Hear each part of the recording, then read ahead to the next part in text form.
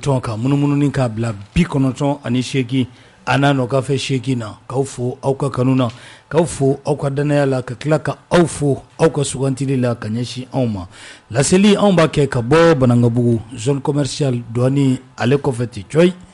dimanche o dimanche nɛgɛ kaɲɛ 21 ni o dana gosira jɛmukan min n'a bɛ sigi aw ye a tɔgɔ de vis-à-vis ɲɛngwɛn maa lafaamuyalew ka wele bila aw ma jamana kunkanko u kɔni ka hakili jagabɔ k'o kɛ a kan o b'a to ni fasoden kelen kelen bɛɛ lajɛlen b'i ka tata t'a la n'a kɛnɛ sigira an bɛ foli an b'a di maliyɛnw ma Mali kɔnɔ ka maliyɛnw fo Mali kɔ kan minnu bɛ k'a lajɛ walima k'a lamɛn bɔlɔlɔsiraw olu sanfɛla la an bɛ sankaw fo sabula olu sɔgɔlen don an na bi radio santoro o sanfɛ an bɛ taa kɔlɔn kɔnɔ kurumarekaw olu fana sɔgɔlen don an na bi an bɛ yenkaw fo ka foli k'a di radio tɔw fɛn fɛn bɛ yen sa n'o bɛ jɛmukan in ta ka a fili bɔlɔlɔ sanfɛ k'a daminɛ Selenge la ka taa Yanfoyi la Buguni ka taa Ɲɔrɔnkaw fɛ yen ka taa fo Yuwaru an bɛ ninnu bɛɛ lajɛlen fo nin waati in na pajiw sanfɛ Gandi Malien ka paji ka taa se Cinecom ma fo ka taa se Peace FM en direct ale ni Malikura TV an bɛ ni maaw bɛɛ lajɛlen fo Bill a bɛ kɛnɛ kɔnɔ an bɛ foli ni tanuni ko o lase a ma Bill de Gajaga ko ani su ka kanubaa bɛɛ lajɛlen fo maaw ma sɔgɔlen don an na ni waati in na ka bɛɛ fo nɛgɛ kɛrɛfɛ a bɛ Dramane Tangara bolo Cheikh Sidibe ka plateau ko o labɛn Musa Mariko ka jabila bɔlɔlɔ sanfɛ Seydou Jara fo ka taa se filifɛn kamisogo ma an bɛ bɛɛ fo ni waati in na su in na an ye wele bila Yɛrɛwolo debout sur le rempart an ye wele bila u ma kɛnɛ kɔnɔ su in na o la sa n t'a dɔn bi ta tɔgɔ bɛna kɛ min ye adresse à la nation kɔni tɛ bi ta t'o ye dɛ Kɔti bi ta tɔgɔ bi ta kɛrɛnkɛrɛnnen wɛrɛ appel sur le drapeau appel sur le drapeau bi ta tɔgɔ y'o ye tabarikala an bɛ foli an b'a di Keba ma diani.com ale bɛ jata ni ka bila o sanfɛ an b'an kɔrɔkɛ fo n'o ye Kɔrɔ Kasimi ye ni waati in na ko ani su ka lamɛnbaa bɛɛ lajɛlen fo maaw ma sɔgɔlen don Peace FM na Kuyate folikan jumɛn b'i bolo k'a di fasodenw ma masa an b'i fo n'an y'i fo an bɛ lamɛnjɛkulu fo o ni maa maa bɛ an fɛ yan kumabon kɔnɔ n'u sɔnna k'u senb'u kɔnɔ ka na ka an dɛmɛ ni baro in na olu folen kɔ n yɛrɛ kɔrɔkɛ ni Umaru Cɛfin Mariko ka fo a folen kɔ sa fɛn min grand frère national n'o ye Bukula an bɛ foli s'a ma tabarikala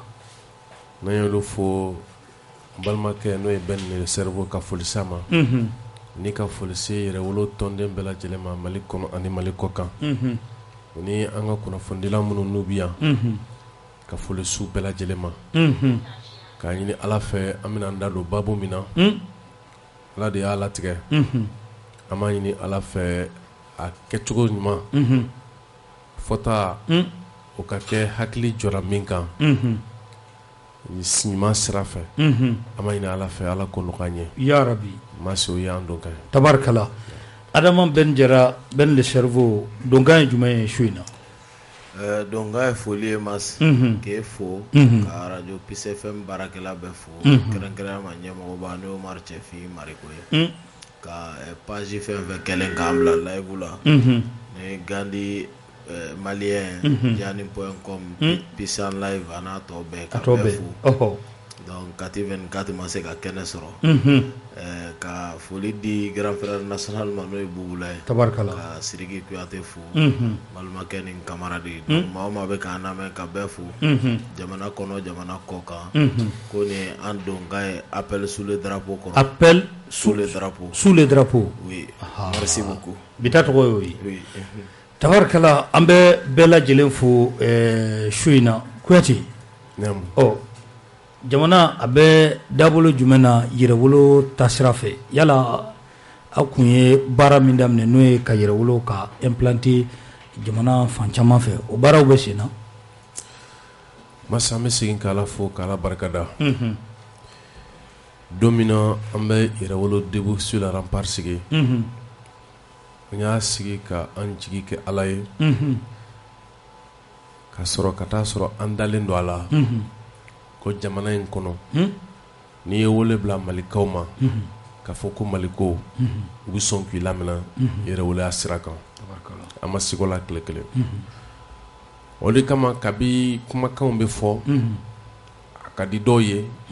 a man di dɔw ye dɔw b'a lamɛn ten ka sababu ka bɛ wagati tɛmɛ o kan debaw caman kɛra ni faransi taara an b'a kɛ cogo di an bɛ se k'an yɛrɛ bɔ faransi bolo cogo di kumaw caman nana kɛ mais bi olu si kuma tile tɛ yen ka sababu kɛ jumɛn ye ka sababu kɛ Mali kɔnɔ ani Mali kɔ kan kɛlɛ min n'an y'a daminɛ hali n'a sɔrɔ a daminɛ wagati an minnu tun bɛ fara ɲɔgɔn kan k'a kow kɛ n'an tun man ca mais kɛlɛ in tun bɛ mɔgɔ caman sɔnnɛmɛ la mais a bɛ kɛ cogo jumɛn o fɛɛrɛw tun tɛ caman bolo nka Ala ka latigɛ kɔnɔ an ye jija min kɛ ka jɔli min kɛ parce que a fɔra ko n'i ma jɔ mɔgɔ tɛ kun i la donc o jɔli kɛra sababu ye fo maaw nana faamu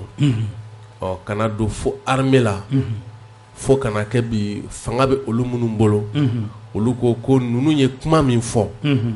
ka kun olu ɲɛ ni Musa Jara y'a to Mali wasabulon kɔnɔ ka taa sɔrɔ ani fanga tigɛ bɛ ɲɔgɔn bolo k'a fɔ ko ninnu bɛ ka kɛlɛ min kɛ ko toɲa don n'a kɛlɛla k'a k'o ye bi o kɛlɛ taara ka yanga Mali finitigilakaw fɛ k'u to fanga kɔnɔ e tuma o kɛra sababu ye kɛlɛ a ye nɔba bɔ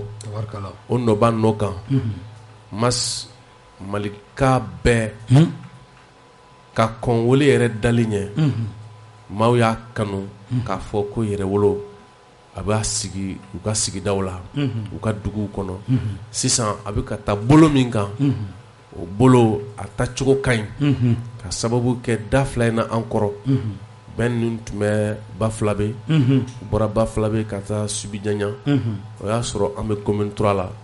bi Kalabankoro Est Kulubilenni an tun fana tun bɛ yen o ni demani wɛrɛw kelen don min bɛ kɛ sababu ye baara ninnu an bɛ se k'a sigi ɲɔgɔn kan cogo min na surtout bi Kulubilenni na an ye min fɔ o ye Mali tun ye laɲini caman kɛ ka daminɛ kabi san 2000 ni san 12 walima kabi ka kɔn ɲɛ a ma se ka sɔrɔ a ɲɛ ma se ka sɔrɔ Jamakɔdenw fɛ parce que o labɛnni tun tɛ donc sisan an bɛ labɛnni min ni o tun kɛra majɛ ye o fɛɛrɛw bɛ ka tigɛ alhamdulilayi yɛrɛwolo kɔni bɛ ka woyo ka taa Mali fan bɛɛ ka sababu kɛ an kɔrɔ fana dimanche tɛmɛnen n'a kunɲɔgɔn ye bi ye bɔlen kɔ fana an y'a yɛrɛ sɔrɔ fo Joyila donc olu baaraw bɛ sen na fo ka taa se ko wɛrɛ minnu bolo dalen don ni mɔgɔ minnu kibaruya sɔrɔ tile fila in na tabarikala bɛɛ o kumana a bɛna candidat dɔ de bɔ présidentsigi natɔ wa yɛrɛwolo bɛ ka implanté dɛ a bɛna dɔ bɔ a kuma cayalen walima bɛɛ yɛrɛ de ye candidat ye a kuma cayalen don mas hakilisigi min kɔni bɛ yen dɔrɔn ka di jamanadenw ma o de ye baara min bilala sen kan ni malidenw ka laɲini don cɛmancɛ fanga in kɔnɔ o baara kelen an b'o baara in lakana quoi an b'o lafasa quoi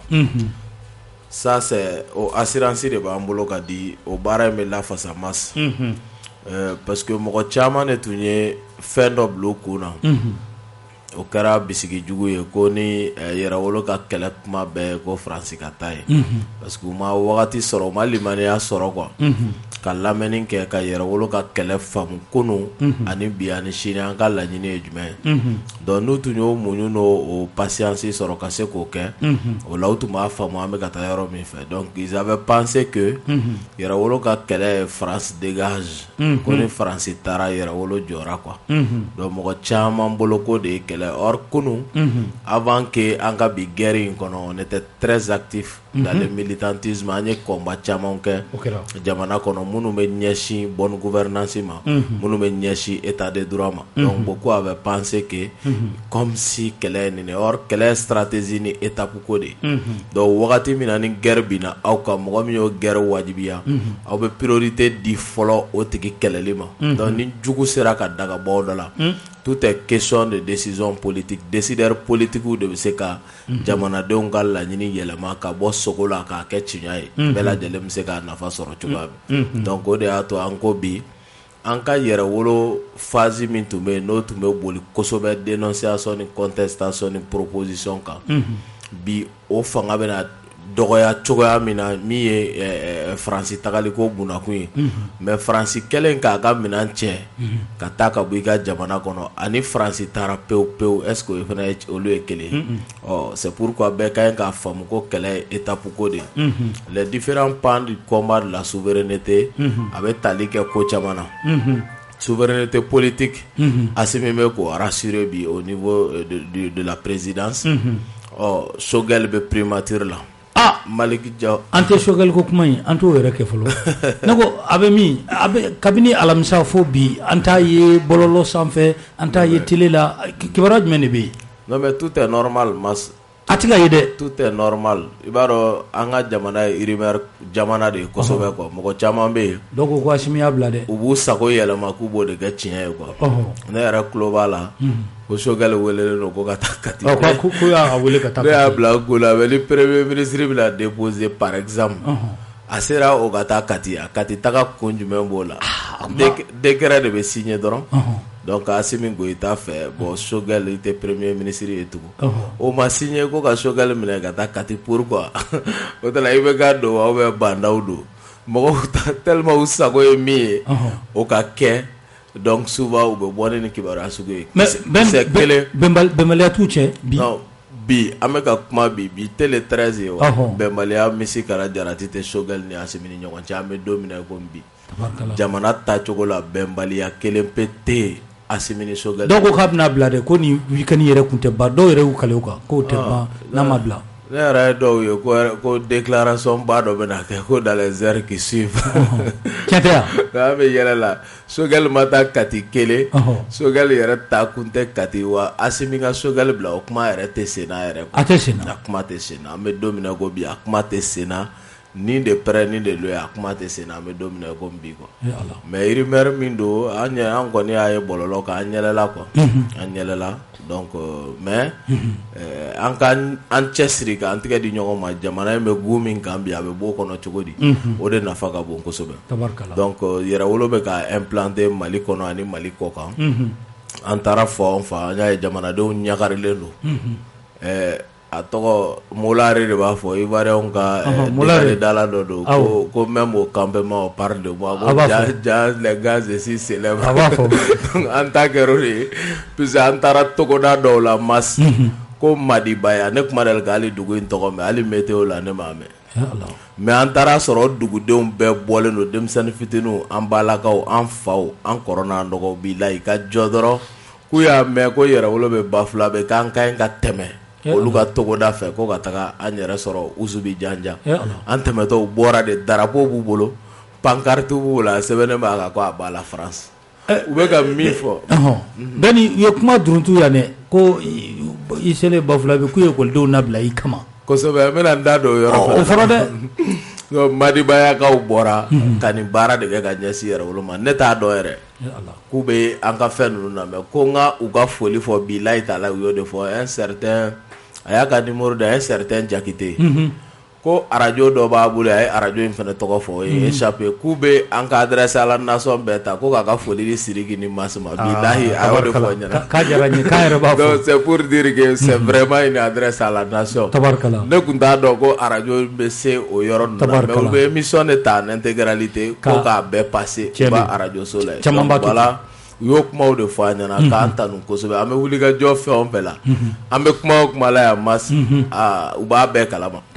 o de la i kana jɔ adamaden na ou bien k'a fɔ i bɛ jɔ sigida la tile tɛ pan dugu kunna k'a ka dɔgɔ tile tɛ bɔ dugu kunna a tɛ pan dugu kunna k'a ka dɔgɔ donc o baara de kɛra maintenant min ye bafula bɛ étape ye an selen bafula bɛ anw tɛ foyi kalama min ye ekɔlidenw labɔli ko ye o an b'an ka tournée bɛɛ kɛ anw ma deli k'o kɛ an t'a kalama mais mɔgɔ dɔ b'i ka ko bila yɔrɔ dɔ la ka sɔrɔ e yɛrɛ t'a dɔn ko a b'o kundama la e o delà de cela mɔgɔ dɔ ɲumankɛtɔ a bɛ se ka wolo juguman na quoi komi n yɛrɛ ye zanakura dɔ mɛn u da bafula bɛ yen ko so se ye 4 ye ko nka k'a bɛ tɛrɛntɛ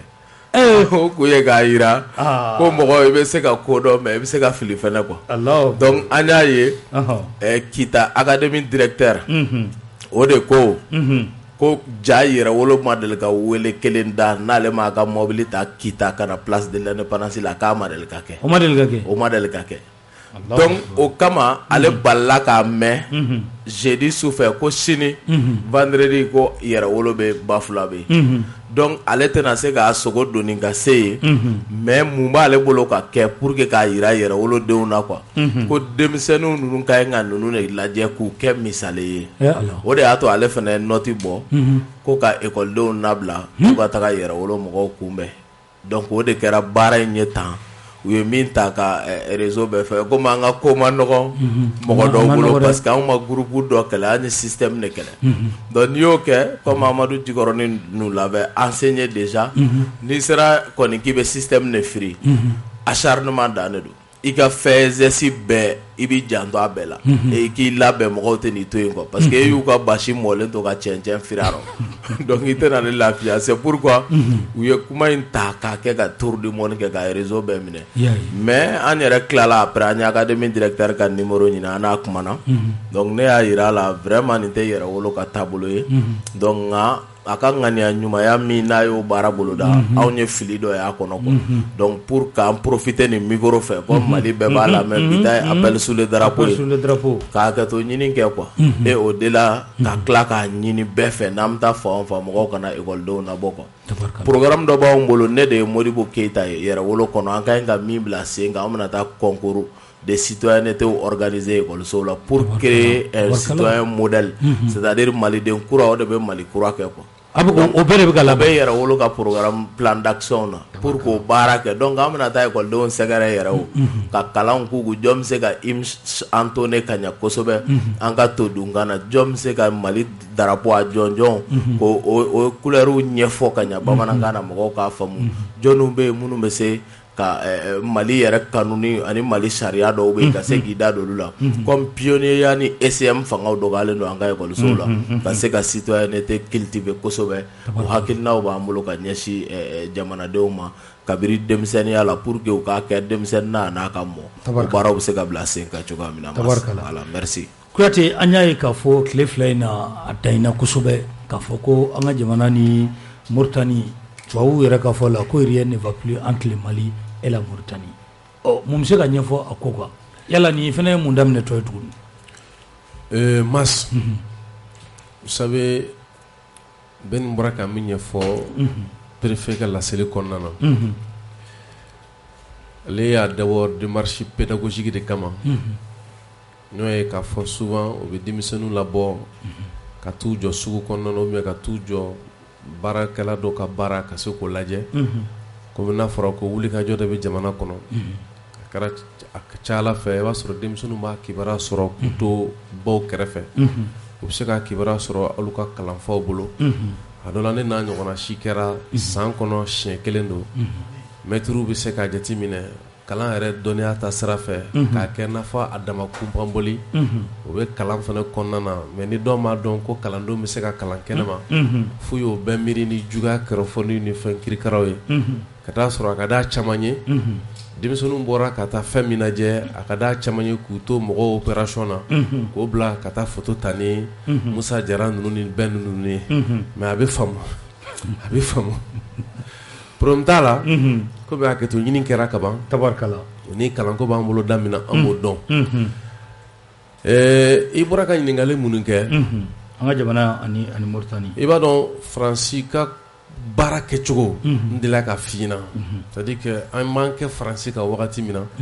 o y'a sɔrɔ baara banna quoi o y'a sɔrɔ a y'u kalan k'u dɔn yanni a bɛ se bi ma an y'a fɔ n ko u fanga bɛɛ tɛ denyɛrɛnin sɔnnikɔrɔla fa i y'a fɔ mais u ye baara kɛ ni mun ye kosɛbɛ a fɔ min na ko la doxa l'opinion commune illusoire c'est à dire que fɛɛrɛ b'u bolo ka fɛn dɔ ladan bɛɛ b'i lada la ka taa sɔrɔ tiɲɛ kisɛ kelen tɛ donc u ka adamadenya ye yeguji de ye yeguji a bɛ fɔ o ma tubabukan na ko le mirage ni mɔgɔ minnu bɛ sira janw kan i b'a ye ji dɔ bɛ k'i ɲɛma a bɛ yegu ten ji tɛ o bɛ cogo min na c'est comme n'a fɔ mɔgɔ dɔw y'a miiri ko ni CEDEAO ye sanction ta dɔrɔn ko Mali bɛ free bon u b'a fɔ ne y'a f'u ɲɛna aw bɛ k'aw yɛrɛ kɛ analyste ye a caman kun ye a caman bɛ min kɛ o ni analysiya baara tɛ kelen kunnafoni dili sira fɛ i y'a ye sa anw de ta ye analyse ye fila dɛ olu kana t'u nɔrɔ fɛn na min t'u ka baara ye o ka baara tɛ quoi parce que ka jateminɛ kɛ ka bɔ ni dɔnniya ye ka ɲɛfɔ ko kunna a bɛ maa damadɔ de bɛ se ka kɛ diɲɛ kɔnɔ o ye jumɛn ye maa min bɛ ni kibaruya caman b'a bolo wa n'a bɛ kibaruya ɲini kɔnɔna jɛlɛya n'a b'a di kɔnɔna jɛlɛya wa ni dusukun dɔ fana b'a tigilamɔgɔ la min b'a to n'a bɛ se ka sɔn ka jɔ tiɲɛ kɔrɔ k'a fɔ nin min fɔlen filɛ nin de ye tiɲɛ ye Ala b'a yɛrɛ kun kan mais ni dusukun fiyɛna dɔnniya yɛrɛ tɛ hakili kɔnɔ i ka miiri dan ye kɔnɔbaranin ye i bɛ t'i sigi ka kule k'i bɛ analyse kɛ i bɛ fɛn fɔ a bɛɛ bɛ kɛ ŋɛya ye a bɛɛ bɛ taa ŋɛya fɛ a tɛ sababa sɔrɔ donc o bɛ cogo min na u nan'u sigi k'u miiri nin bɛna kɛ Hachimi na Choguel ni Hachimi cɛ parce que sujet tɛ yen donc il faut maintenant inventer sujet kun tɛ yen ni sujet de tɛ yen maintenant on invente i bɛ fɛn dɔ miiri min n'o fɔra min bɛ mɔgɔw tɔɔrɔ min bɛ mɔgɔw siran donc o la i bɛ kɛ i n'a fɔ i yɛrɛ bɛ baara la ka taa sɔrɔ maa caman kun dara la koyi bon mɔgɔw bɛ se ka da la mais an kɔni ka jate la ni fɛn kan ka Mali sɔrɔ bi ka se k'a fɔ ko bɛ dogo anw na c'est à dire que cɛya fɔ musoya fɔ an ye caman fɔ ka taa sɔrɔ minnu bɛ fanga la ni tun ye seko ye an tɛ kuma jango ka bɔ a kalama mais an bɛ bɔ a kalama sira min fɛ o ye dɔnko wɛrɛ de ye o ye jamana in dɔnko wɛrɛ de ye Ala ka di mɔ de ye donc n'aw ma siran fɛn min na a bɛ se ka kɛ mɔgɔw bɛ siran parce que bɛɛ ka kibaruya sɔrɔ cogo tɛ kelen mɔgɔ cogo tɛ kelen so n'a ma da don fɛn min na mɔgɔw ka tɛmɛ u ka ci fɛ Mali ko la bi Ala ta kɔ n'an bɔra yen a bɛ ye k'a fɔ ko o min bɛ Faransi bolo le sensationnel ka peur entretenu ka diyagoya kɛlɛ nata ni ɲɔgɔn cɛ wagati min na bandaw sigira u bɛ taa sigi min kɛ Jamena o wagati y'a sɔrɔ Faransi u ye rapport min bɔ o de ye ko kɛlɛ bɛna jidi fo ka taa Golfe de Guinée la a fɔra ten mais bi hali Niger lafiya dɔɔni bɛ yen Burkina lafiya dɔɔni bɛ yen Mali kɔnɔ lafiya dɔɔni bɛ yen donc pratiquement mɔgɔw bɛ k'a ye k'a fɔ an bɛ dɔɔni min na i ko bi sisan Faransi dɛsɛlen kɔ a bɛɛ la k'a bɛna t'i nɔrɔ Mauritanie ani Mali cɛ la c'est que an b'a fɔ parce que Mauritanie ni Mali cɛ Goki n'o ye dugu min bɛ ani dancɛ bɔ i taara yen an ye kɛlɛ kɛ yen u ka jiko u ka kuranko u ka kanko fagali jugu min tun bɛ ka da u kan Mauritaniens fɛ Mauritaniens minnu bɛ o dugukolo kɔ kan n'u bɛ ka impôt sara Mauritaniens ka taa sɔrɔ u bɛ Mali dugukolo de kɔ kan anw ye fɛɛrɛ bɛɛ kɛ ani Mauritanie ambassadeur k'an bɛ ɲɔgɔn ye ka kuma o la an ma se k'u ɲɛ sɔrɔ mun na parce que Ala ta kɔ ni faama jugu ka sira tɛ a man di Mauritanie yɛrɛ ye ani Mali ka fɔ ɲɔgɔn kɔ voilà Mauritanie yɛrɛ fɛ ko ta ni Mali ka fɔ ɲɔgɔn kɔ mais zone in na trafiquant caman de bɛ yen mɔgɔ caman de bɛ marifa b'u bolo mais marifa b'u bolo sira wɛrɛ kan min tɛ i n'a fɔ an bɛ kɛlɛ min kɔnɔ donc règlement de compte caman de bɛ yen sisan o fagali u ni ɲɔgɔn cɛ fɔlɔ a tun bɛ ka ɲɛsin maliyɛnw de ma mais sisan a bɛ ka kɛ Mauritanie yɛrɛ dɔ bɛ ka sa Mauritanie bɛ ka sa kun min na an bɛna sɛbɛnni kɛ ou bien an bɛna taa ambassadeur ma a kun ka ɲini ka dɔn est-ce que dɔ bɛ ka revanche de kɛ wa est-ce que règlement de compte de don wa maintenant sa minnu bɛ ka faga Mauritaniens don cogo jumɛn na parce que mɔgɔ dɔ bɛ ye ko Mauritaniens don ka taa sɔrɔ maliyɛnw fana don fana ah oui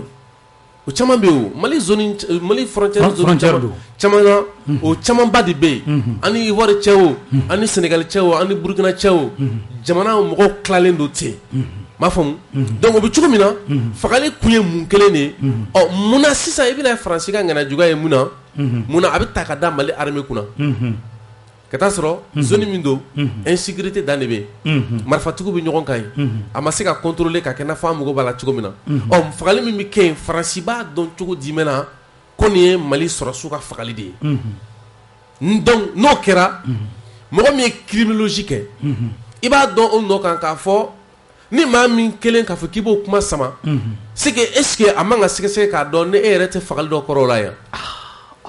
voilà parce que e y'a dɔn cogo di ko fagali kɛra ko Mauritaniens fagara wa ko sisan ko Mali sɔrɔsiw y'u faga e y'o dɔn cogo di voilà donc c'est pourquoi mɔgɔ minnu b'a fɔ k'a fɔ ko Faransi bɛ ka ko dɔ labɛn ani Mauritanie cɛ nɔgɔ t'a la o nkalon tɛ da Faransi la o parce que Faransi sɔn ye min a dɔnnen don kabini lawale la u ye nɛgɛ Hutu ni Tutsi ɲɔgɔn cɛ o bɛ cogo min na an bɛ min fɔ mɔgɔw ɲɛna Mali faama ye communiqué kɛ k'a jira k'a fɔ u dɔnko t'a ko la wa a ko ka ɲini diɲɛ ma jɔlen na Mauritanie fɛnɛ denw fɛnɛ wololen don k'a fɔ nin kana kɛ mankan sababu ye Mali ani Mauritanie ɲɔgɔn cɛ parce que bi fɛn dɔ bɛ Mauritanie bolo Mauritanie tun ye min ɲini kabini lawale n'a m'a sɔrɔ Mauritanie t'o si jamanaba ye dɛ ni ye Mauritanie bɛɛ fara ɲɔgɔn kan ma d'a la n'a bɛ tɛmɛ mɔgɔninfin miliyɔn 4 kan o ma d'a la o si jamanaba tɛ m'a faamu Mali ka duguba dɔ o capitale de don n'o ye Kumbi Sali ye awɔ Kumbi Sali n'o ye l'empire du Ghana capitale ye an taara fo yen o de bɛ Mauritanie awɔ o de a bɛ bɛn Mauritanie yɔrɔ de ma bi awɔ donc o bɛ min cogo min na maa caman de bɛ Mauritanie ni u ka jako ɲalen d'u bolo Mauritanie d'u b'an ka jamana kɔnɔ yan anw ye lettre min ci ka taa se Mauritanie ambassadeur ma bien vrai k'a banna k'an reçoit an y'a fɔ lettre kɔnɔ a k'a cogo dɔn Mali Mauritaniens bɛ lafiya min na jako sira fɛ Mali kɔnɔ yan Maliens t'o lafiya la Mauritanie dɛ donc o de kama o Mauritanie opérateur économique a politique mɔgɔw u n'u bɛɛ wulilen don pour que faamaw u kan'u yɛrɛ to Faransi ka manipulation bolo n'a fɔ CEDEAO jamana y'a kɛ cogo min na donc n bɛ fɛ ka min fɔ mɔgɔw ye yɔrɔ la dɔrɔn o Mauritanie ko in an y'o kɛlɛw kɛ k'olu kow ɲɛdɔn wa an bɛ yɔrɔnin min na ko bi yɛrɛwolo yɛrɛ jɔyɔrɔba a basigi la o b'a la ka sababu kɛ an ye baaraw kɛ ka tɛmɛ yen frontière mɔgɔ caman Mauritanie Gogi ka denw caman u ni Mauritanie kaw caman an n'u bɛ ɲɔgɔn kalama kibaruya fɛn fɛn b'a la an y'a bɛɛ fɛsɛfɛsɛ don n'a nataw la a baaraw bɛ ka kɛ dugu ma pour que a kana taa yɔrɔ jan ni kibaruya minnu b'a kɔrɔ Faransi jɔyɔrɔ bɛ se ka kɛ min a la an n'o da mɔgɔw tulo kan Ben an y'a ye k'a fɔ délégation de haut niveau dɔ bɔra yan ka taa communiqué conjoint kɛra an ye olu bɛɛ ye nka jumɛn de bɛ yen n'o ma fɔ maaw ye nin ko la min bɛ yen n'o ma fɔ mɔgɔw ye dɔrɔn toujours comme on l'a dit question à poser quoi mas pourquoi nin bɛ ka kɛ tuma bɛɛ nin bɛ ka kɛ mun na quoi n'i tora k'o ɲininkali k'i yɛrɛ quoi a ka ca Ala fɛ hali i mago tɛ ka appel adresse à la nation mais ou bien appel sous le drapeau k'o lamɛn pour que i ka jaabi sɔrɔ ICFM kan pour i ka se ka faamuya sɔrɔ quoi et kuma caman bɛ fɔ a b'a to i b'i tulo fisaya olu lamɛnni ma Mali ni Mauritanie c'est le même peuple comme Siriki l'a dit taara sigi Allemagne ka farafin kelen kun tɛ a salle de réunion kɔnɔ du moment que u bɛ ka farafinna frontière dan sigi o kama fɛn min kɛra i kɔ i tɔgɔla o kɛra i juguya la Mali ni Mauritanie ni ɲɔgɔn cɛ a nafa ye mun ye Mali kan bi anw ni terrorisiw bɛ ɲɔgɔn na kelen anw ye Faransi gɛn ka bɔ an ka jamana kɔnɔ parce que u ye guerre bin an kan Faransi taari dogo CEDEAO kɔfɛ ka sanction ta Mali kama Mali ni jamana minnu gunnen bɛ ɲɔgɔn na o ye jamana 7 ye Mali ni minnu bɛ dan bɔ Guinée sira an bɛ ka bɔ o de fɛ bi ani Mauritanie sira an bɛ ka bɔ o de fɛ Algérie sira tɛ se ka pratiquer donc a tɔ 4 bɛɛ bɛ CEDEAO kɔnɔ o kama mun bɛ se ka bila sen kan bi Mali ka fɛn donta ni bɔta a fanba bɛ ka tɛmɛ Mauritanie de fɛ bi o wagati kɛrɛnkɛrɛnnen la Mali sɔrɔsiw bɛ taa ka taa Mauritaniens faga pourquoi pour quelle raison i y'a ye n'i ye nin bila i ɲɛkɔrɔ dɔrɔn i b'a faamu an ye CEDEAO manipuler o tɛmɛnen kɔ an bɛ se ka jɔn manipuler ça parce qu'ils ont juré d'isoler le Mali u bɛ Mali kɛ den kɛrɛfɛ u bɛ Mali den a kelen na ka diɲɛ kɔ don Mali ma ka Mali tigɛ ka bɔ diɲɛ na c'est ce que la France a juré o siratigɛ fɛ o kalekanba kɔfɛ Faransi bolo a n'a ɲɛmɔgɔw bolo n'u b'o baara la donc nin gɛlɛya sugu ka na ɲɔgɔn faamuyabaliya sugu ka na bangaw ni Mauritanie ni ɲɔgɔn cɛ nka n'i ye Ablaye Diop ka bi lasew lamɛn a ye hakilisigi kuma caman fɔ a y'a fɔ ko ɲɔgɔn faamuyaw kɛra jamana fila ɲɛmɔgɔw bɛnn'a kan ko ka enquêtew dayɛlɛ pour que ka ko in creuser ka taa davantage en profondeur a ka sidɔn mun don tigitigi mais en attendant bruit diplomatique kɔni ils ont pu faire taire cela donc c'est ça qui est le plus important mɔgɔw bɛ se ka min retenir a ɲɔgɔn faamuyabaliya ni a ɲɔgɔn samasama kɔfɛ bi ji kɛra a tasuma kan u ye ɲɔgɔn faamu Ablaye Diop ka lase o kɔfɛ tabarikala kosɛbɛ. Kuyate an y'a ye nin waati laban ninnu na attaque bɛ ka caya a bɛ ka caya dɛ Mondoro ta kɛra an ye Narena ta mɛn a bɛ ka caya mun de hakili jagabɔ kɔnɔ mun de bɛ se ka fɔ lamɛnbaaw ye nin waati in na. Mas vous savez n'i ye kɛlɛ daminɛ kɛlɛ kɔnɔ a sigi yɔrɔ de bɛ yen bi a yera kɛlɛ in cogo ma Mali sɔrɔsiw labɛnnen don u bɛnnen don ko la wa jugu dagayɔrɔ caman tun bɛ yen u y'u labɔ yen tabarikala sisan u bɛ ka surunya yɔrɔ minnu na o yɔrɔ ninnu sugu bɛ ka ca yen kosɛbɛ sugu bɛ ouais c'est-à-dire que Nara a dɔnnen don cɛnnikɛlaw bɛ jɔn don u bɛ yɔrɔ jumɛn u bɛ cogo jumɛn na mais n'i commencera ka don Gao Tombouctou ka taa se fo Kidali ma yen fɛ sisan marifatigi kulu ka ca dɔw bɛ wele k'a fɔ k'olu ye bolonɔ bila sɛbɛn na min ye bolonɔ bila sɛbɛn na min b'a bolonɔ bila sɛbɛn na u bɛ ye dɔn ka bɔ ɲɔgɔn na cogo jumɛn na donc c'est comme si n'a fɔ à partir de Gao déjà sogo ɲagaminen don ɲɔgɔn na min ye sogo halala ye min ye jufa kulu marifatigiw bɛ yen bamanciw fana bɛ yen maa dɔw fana kɛlen don marifata k'u b'u yɛrɛ lakana nin bɛɛ bɛ yen nin bɛɛ sogolen don ɲɔgɔn sanfɛ nka o ni narata kɛcogo tɛ kelen ye o ni narata o ni segu ta ni ka taa se jabali ninnu olu tɛ kelen dɔɔnin donc o b'a yira sisan k'a fɔ ko kɛlɛ bɛ ka taa phase min kan diyagoya de a bɛna ye k'a dɔn jɔn bɛ fan jumɛn fɛ jɔn tɛ fan jumɛn fɛ yaasa kɛlɛ bɛ kɛ parce que ni mɔgɔ bɛ kɛlɛ o kɛlɛ kɛ f'i ka se k'a kɛ i jo kɛlɛ kan donc sisan Mali kɛlɛ selen filɛ phase min ma a ka nɔgɔya Mali bolo o ye diyagoya la minnu bɛ yen nɔ n'u bɛ Mali ko la olu ka dɔn ka bɔ minnu bɛ yen n'u tɛ Mali ko la c'est-à-dire que jugu ɲɛda ka dɔn sisan pour que o bɛ nɔgɔya donc n'an sera o phase ma n'o baara b'a mɛn kɛ ka ban mɔgɔ dɔw komi ni kɛlɛ bɛ ka kɛ surtout cɛnnikɛlaw kun delen don min na o de ye i b'a sɔrɔ u bɛ kibaruya bila ka na mɔgɔw dɔw ka sira fɛ i bɛ mɔgɔw dɔw ye ka kule ko cɛnnikɛlaw bɛna cɛnni kɛ mais souvent i b'a sɔrɔ u b'a kɛ ni ŋanayɛlɛ ye komi dɔw fana ta i b'a sɔrɔ u bɛ cɛnnikɛla sago de kɔnɔ mais u yɛrɛ t'a dɔn k'u bɛ ka min kɛ c'est-à-dire que cɛnnikɛlaw bɛ se ka kibaruya bɔ sisan k'a fɔ ko an bɛna cɛnni kɛ yan fɛ ka taa sɔrɔ u mago bɛ ka cɛnni kɛ yɔrɔ min na o ni kibaruya min sera u tɛ ɲɔgɔn ye sira la donc n'o dun kɛra fo ka taa sɔrɔ sisan marifatigiw an ka cɛdenw bɛ fan o fan bɛɛ k'i bila i fila ni dɛbɛ la bon ni min ta fɛgɛyara Ala ka latigɛ kɔnɔ a bɛ se ka na ni na ɲɔgɔnna si kɛwalew ye minnu taɲana o kɔnɔ an bɛ a ɲini Ala fɛ Ala k'u dayɔrɔ nɛɛma yarabi k'u jɛɲɔgɔnw ko n'u cɛ janya mais nin yɔrɔ la an bɛ min fɔ dɔrɔn o de ye min kɛra Mondoro a yera k'a fɔ cɛnni kelen nɔ kan kɛlɛcɛw sera ka dankari jugu la donc o b'a yira k'a fɔ i b'a ta tɛrɛ a sɔrɔ dɔ ka fili dɔ de nana ni walima dɔ ka négligence ka ko dɔ ye ka jɔn a la o de nana n'olu cɛnni fasugu ye n'o tɛ o b'a yira k'a fɔ bi cɛnnikɛlaw bɛ ka cɛnni kɛ cogo min na se t'u ye n'a fɔ kunun tun b'a kɛ cogo min na dankari bɛ ka k'u la parce que kunun dugukolo tun t'a la dugu tun bɛ minɛ u b'u sigi maa tɛ se ka taa maa fɔra ko cɛnni kɛra nɔgɔnni kan minnu kan ka se ka na kɔkɔrɔmadon olu na kɔkɔrɔmadon na ka tila ka dankari jugu la o dankarili jugu la o b'a yira k'a fɔ bi cɛnnikɛla ninnu u bɛ min kɔnɔ n'o ye k'a fɔ sisan ni se t'an ye an bɛ don gɛrɛya kɔnɔ gɛrɛya ye jumɛn ye c'est que an bɛ don purutili kɔnɔ ka boli ka bɔ bon ni kɛlɛ b'o kɔnɔna na a bɛ na guerre asymétrique anglais kɔnɔ o dun kɔnɔna na maa bɛ se ka jigiya k'a fɔ nin n'a ɲɔgɔnna si kɛwalew bɛ kɛ mais a kɛwale fɔlɔ n'a kun kɛra a tun bɛ ye maliyɛnw fɛ de ko kɛlɛcɛw dɛsɛra mais sisan n'a kɛra a bɛ digi maliyɛnw na de ko parce que ko faso densɛbɛ dɔ binna a digi kun ye mɔgɔ la ka sababu ko de n'o tɛ a tɛ digi mɔgɔ la siran sira fɛ a tɛ digi mɔgɔ la jigi waro sira fɛ mais a bɛ digi mɔgɔ la parce que ko faso den dɔ binna faso kumabɔli kɛnɛ kan donc an bɛ min kɔnɔ dɔrɔn o de ye hali bi fanga bɛ minnu bolo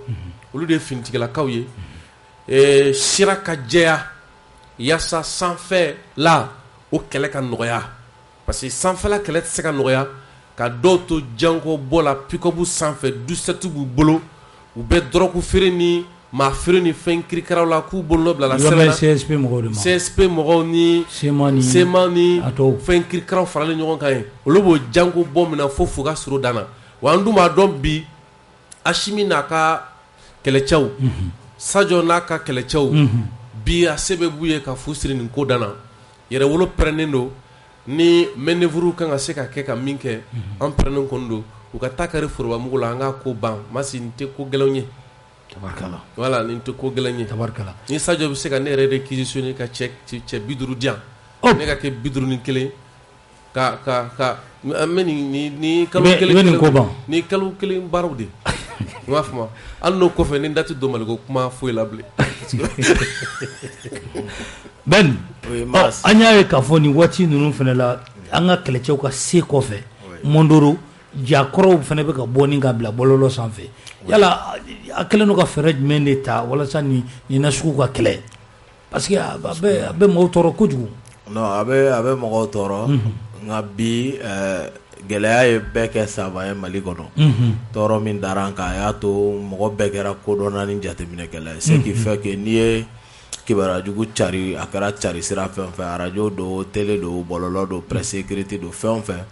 jamanadenw yɛrɛ bɛ se ka bi jɛman tɔmɔ ka bɔ finman kɔnɔ k'o b'a dɔn quoi tabarkala donc o de y'a to guerre mais a bɛ dɔw ja papa dɛ guerre informationnelle bɛ yen quoi n'i bɛ guerre la mugu ci dɔrɔn tɛ quoi a bɛ sira bɛɛ lajɛlen de affecté a bɛ tali kɛ politique siraw fɛ a bɛ tali kɛ sɔrɔ siraw fɛ a bɛ tali kɛ kosɛbɛ fana kunnafonidi siraw fɛ donc c'est pourquoi armée ka montée en puissance bɛ yen bi ni ne yɛrɛ seereba ye Florence Parly o kuma la Faransi ta kan ko tiɲɛna k'olu bɛ ka taa ko mais ko bi ko armée bɛ ka sebaaya minnu sɔrɔ k'olu de ye Mali former ka kɛ alu ka mission côté Laurent mission donc ce qui fait que olu de ye ne yɛrɛ seere k'o kuma fɔ donc o kɔnɔ kibaruya u fana bɛ baaraw de la quoi comme o kibaruyaw de bɛ ka cari diɲɛ kɔnɔ bi f'u ka baara dɔw de kɛ ka se ka mɔgɔw moral saper u bɛ se ka cogo di galabu faga ani danaya kari nati Mali fanga ɲɛmɔgɔw ani Mali jamanadenw ni ɲɔgɔn mais est-ce que ma malien dɔw sɔrɔ yan u bɛ k'u appuyer minnu na si baara kɛ o kɛ masi i b'a sɔrɔ i sinsinnen don jamanaden jugu dɔ kan o de y'a to an ko Modibo ye CDR sigi collectif pour la défense comité de défense de la révolution Modibo y'o sigi comité de défense de la révolution donc Modibo ye CDR sigi Sankara y'o CDR kelen reconduit après on a vu que mɔgɔ minnu bɛ u yɛrɛ kɛ ko ni fɛn bɔlen ka sɔrɔ a sugu tɛ olu dɔw fana y'o tɔgɔ kelen ta maintenant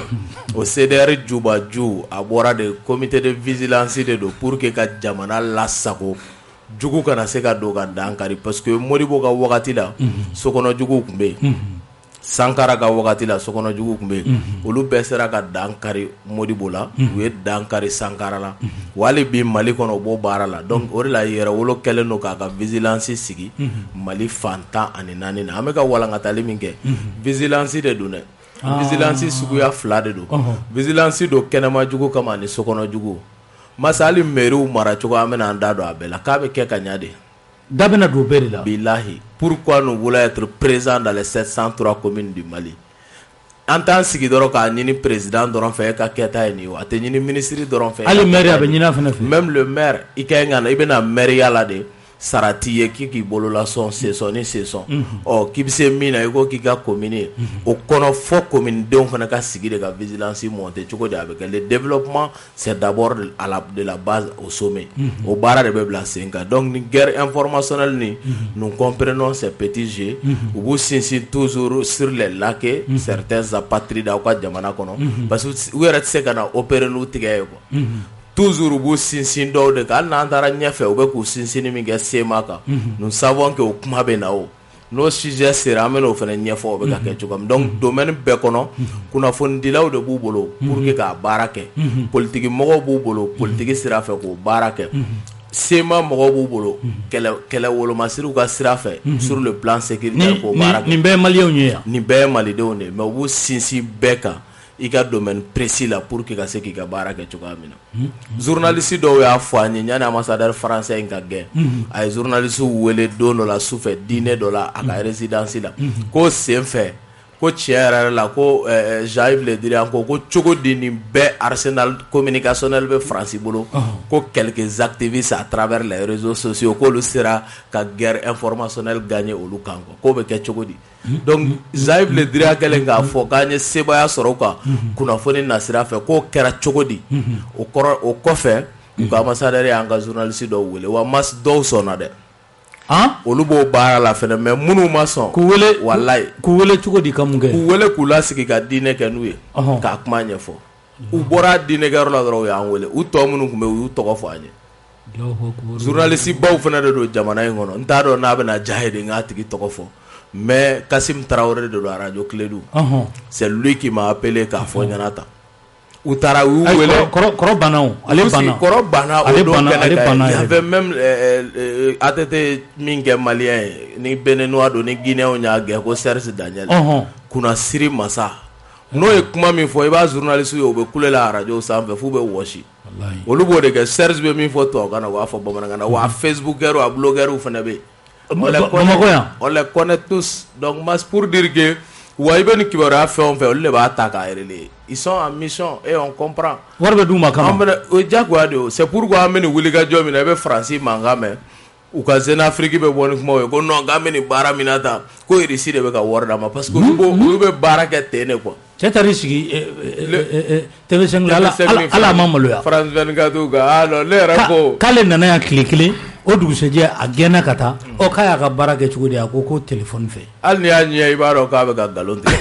i ka mɔgɔ ɲɛ lajɛ dɔrɔn criminologie la i bɛ criminel dɔn a ɲɛkisɛ de fɛ hali n'i taara dɔgɔtɔrɔso la fɛnɛ n'i man kɛnɛ i ɲɛkisɛ de bɛ wɛrɛ ka lajɛ yanni mansin ka mara i la ka se ka min bɛ mɔgɔ dabali ban o ta yɔrɔ la i bɛ maliyɛn dɔw sɔrɔ minnu bɛ da o la ka tɛmɛ yamɔgɔw yɛrɛ kan mais mun b'o kɛ i b'a dɔn min b'o kɛ aliénation mentale de mas parce que mɔgɔ dɔw kunkolo yɛrɛ de kɔnɔ quoi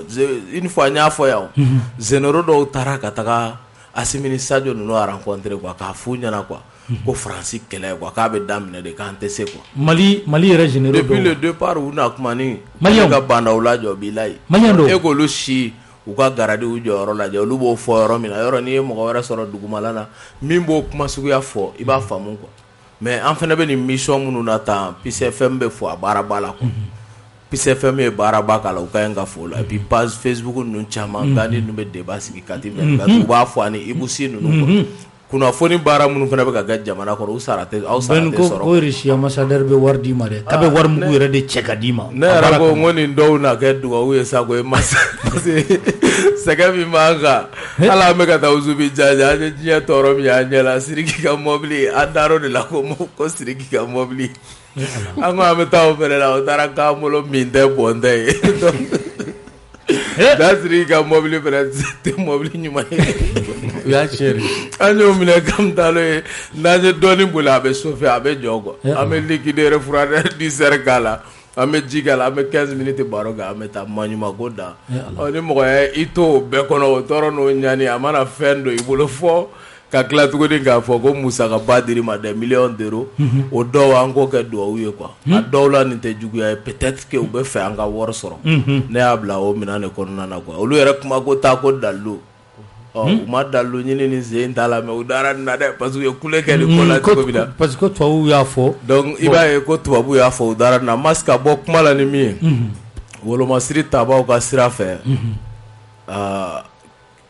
Sadio Kamara bɔra Moscou kuma koloma y'o yɛrɛ de ye o mais mas commentaire t'o la dɛ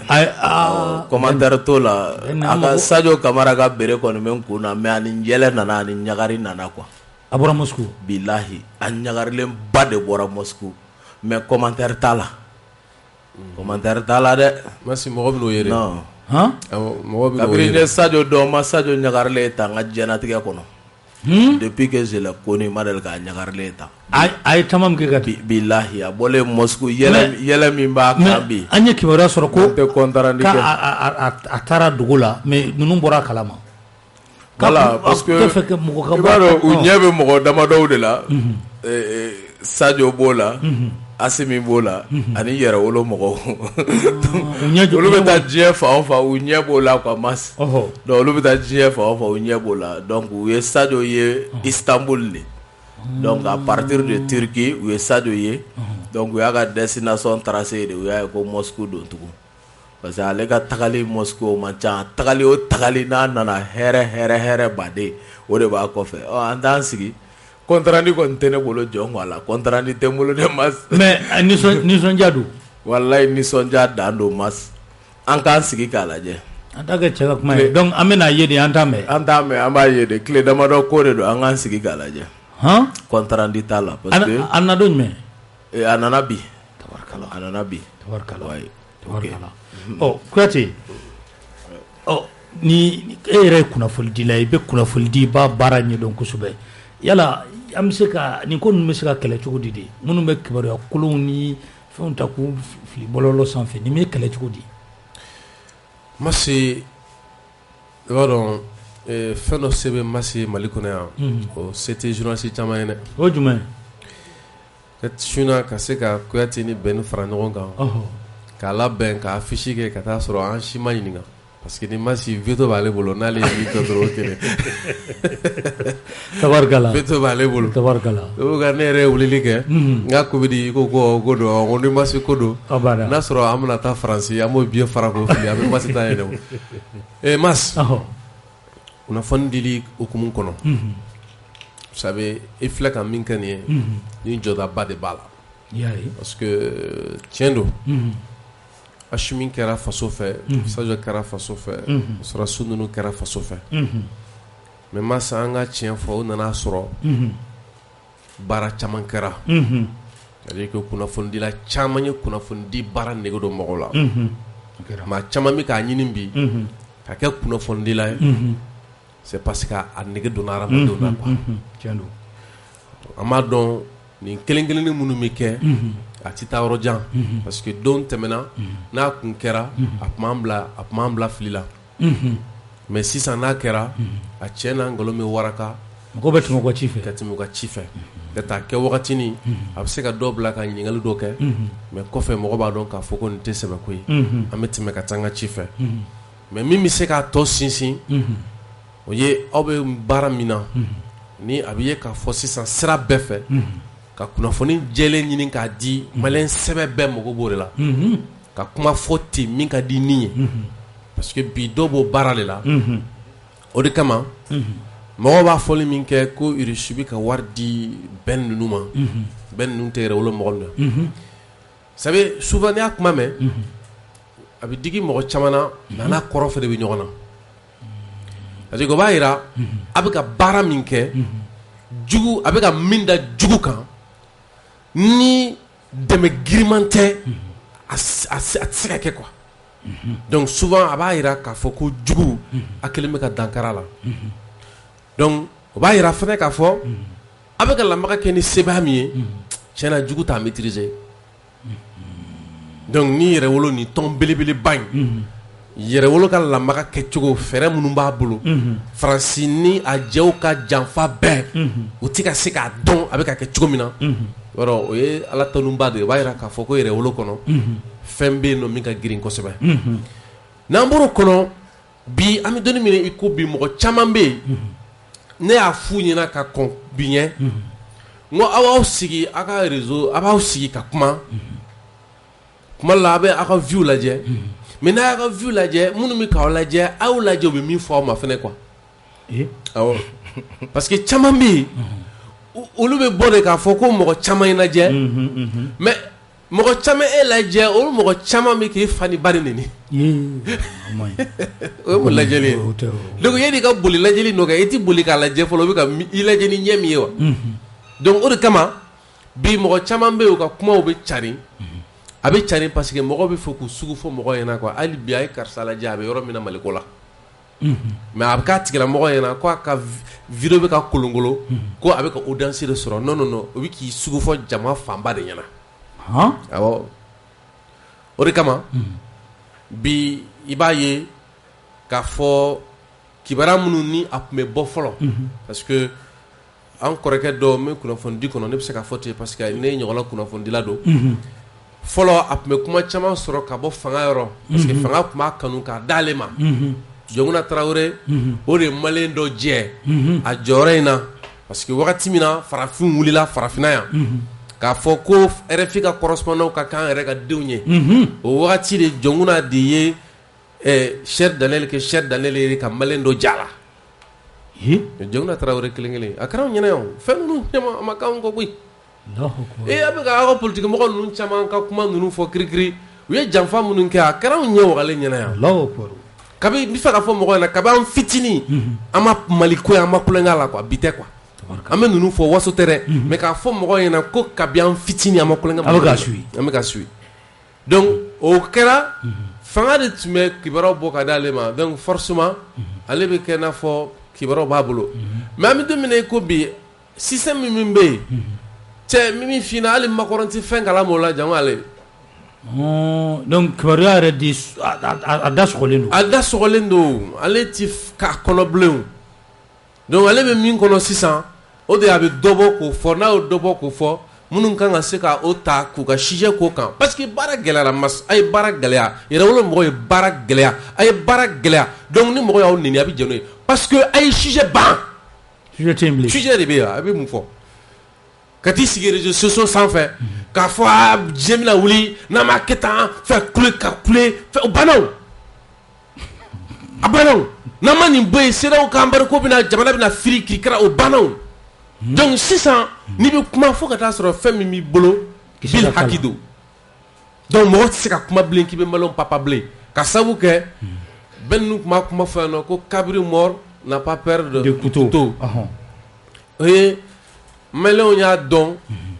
embargo ni fɛn bɛɛ ja nin bɛɛ tapage fu de ye mais maa min bɛ yen nɔ n'u bɛ embargo kɔnɔ n'u kan bɛ ko ka embargo kɛ ko ka fiɲɛ ni tilew bɛɛ tigɛ ka bɔ yen i bɛ taa kule k'i jamana gɛlɛya fɔ olu ɲɛna u b'i faamu olu tun bɛ min kɔnɔ o b'o dɔn c'est pourquoi n'i bɛ analyse kɛ n'i bɛ fɛ ka kuma fɔ maliyɛn ɲɛna bi fo e k'a dɔn ko maliyɛnw tun bɛ min de kɔnɔ k'u ma ɲinɛ o kɔ quoi f'i k'o de dɔn fɔlɔ f'i k'o de dɔn quoi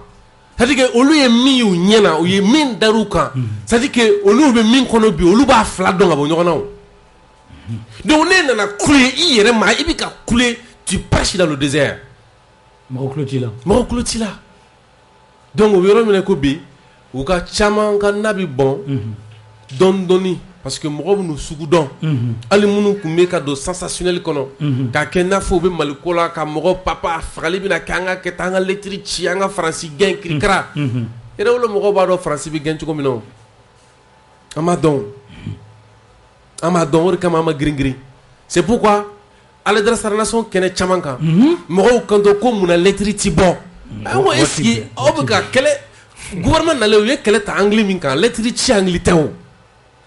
Faransi bɛ taa n'a yɛrɛ anglais de don mais a y'a fɔ dɛ yɛrɛwolo mɔgɔw bɛ kɛlɛ daminɛ wagati min na dɔw ko yanni an k'a fɔ ko Faransi ka taa k'an ka fanga faamu k'u ka taa mais yɛrɛwolo mɔgɔw y'o plan labɛn k'a fɔ ko Faransi bɛ taa anw fɛ yen nɔgɔyala min na o ye Faransi b'a yɛrɛ lataa ninnu nalen fana o ye Faransi ka futu fara ɲɔgɔn kan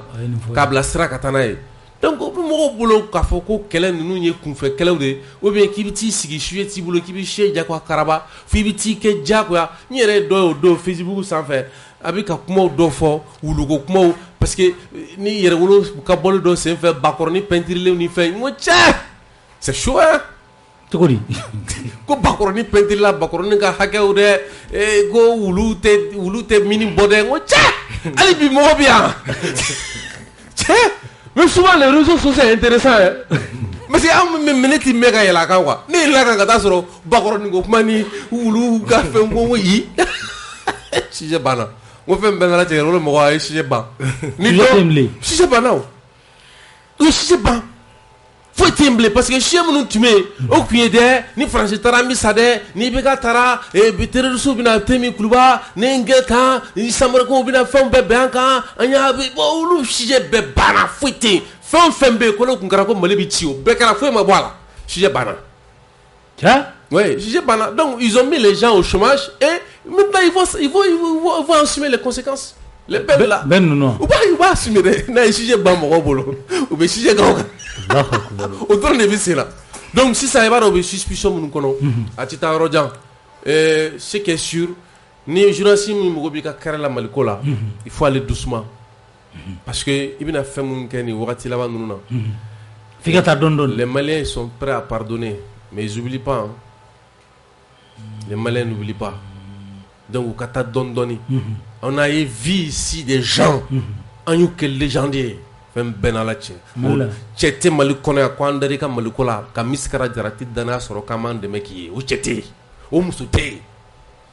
Mais akunkuru yana ko ubaka musia gansando non. Do bata farid bataka. Mais ni tsa korabi kari.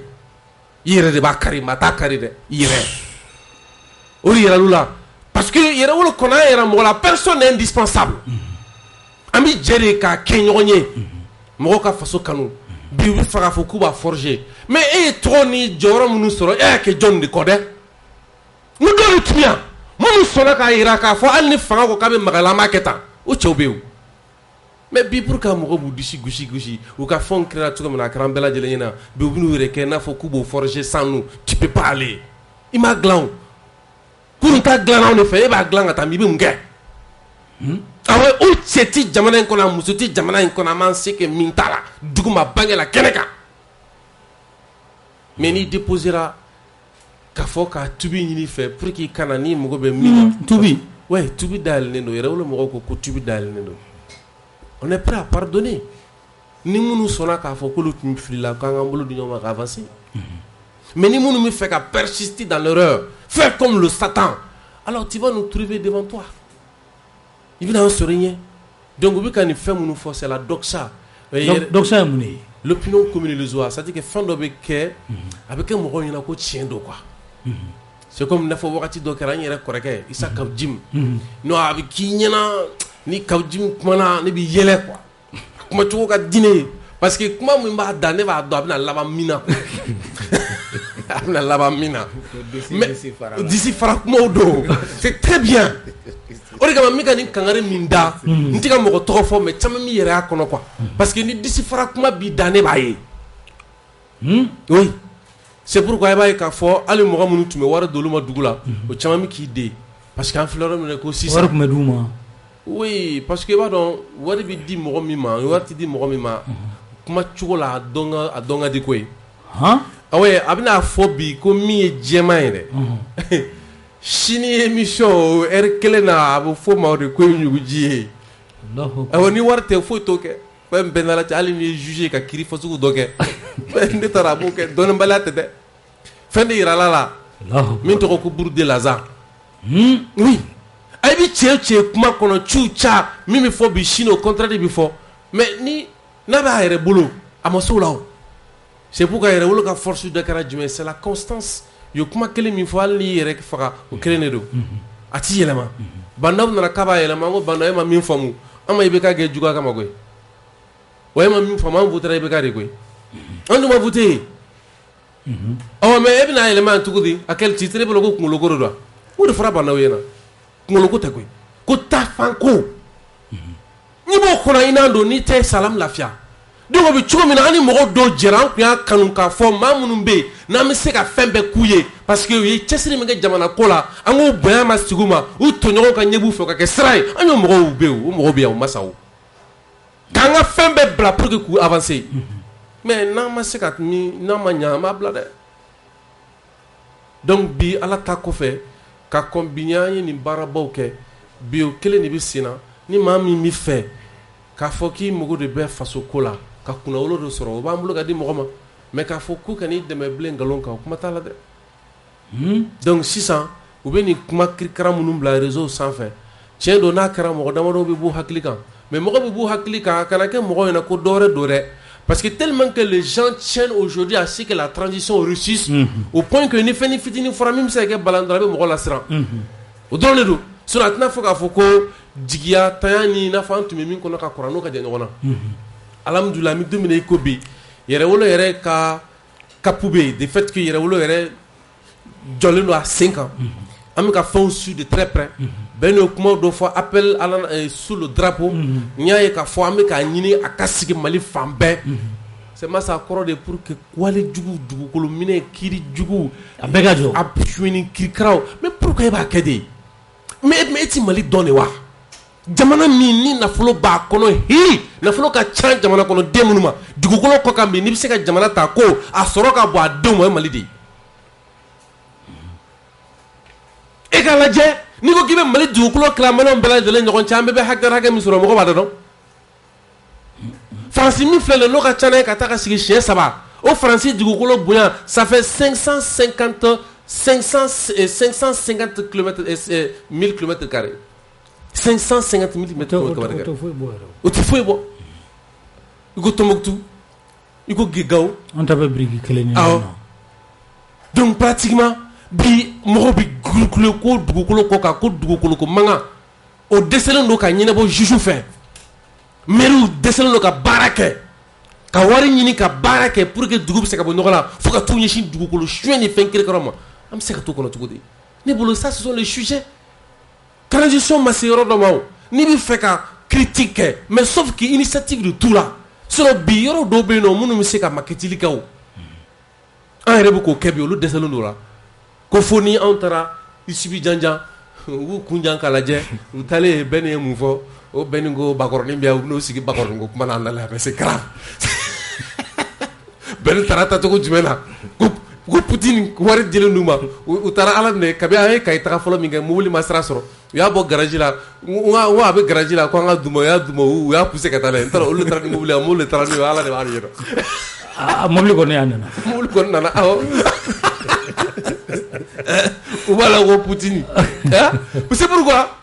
souvent i b'a ye k'a fɔ ko journaliste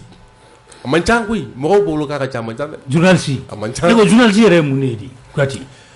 Masi b'a dɔn an y'a mɔgɔkɔrɔbaw bɛ kuma cogo min na olu bɛ kuma fɔ a sun de la ko kunnafoni di c'est-à-dire kunnafoni c'est-à-dire fɔgɔ bɛ yala maintenant a ka baara ye ka kunnafoni ɲini c'est-à-dire ka baara ye ka kibaruyaw sɔrɔ k'a sɛgɛsɛgɛ a sɛgɛsɛgɛlen kɔfɛ k'a jɛnsɛn k'a cari a ka baaraw de maintenant sisan yasa i k'a dɔn k'a man ca o ye ne e yɛrɛ de bɛ ko kɔnɔ n'i yɛrɛ b'a kɔnɔ de i b'a faamu voilà ni e yɛrɛ bɛ kunnafoni dibaga man ca a man ca c'est comme n'i taara yɛrɛ wolo ka assemblée lajɛ sisan o b'a sɔrɔ assemblée u bɛ assemblée kɛ ni micro de bon o kɛnɛ kan fɛn bɛɛ de bɛ ɲɛfɔ sisan n'olu bɔra yen u bɛna bɛn ni dɔ ye o sigilen don dɔw dalen don la k'a fɔ ko ye kunnafonidila ye o kuma min fɔra yen i b'a sɔrɔ u bɛ k'o yɛlɛma k'o kɛ kuma wɛrɛ donc minnu bɔra assemblée kɛyɔrɔ la olu b'a dɔn k'a fɔ ko tiɲɛna nin sigilen bɛ ziirida de la quoi o de kama ça ne fait pas d'effet awɔ bon olu fɛn fɛn dun bɛ ka taa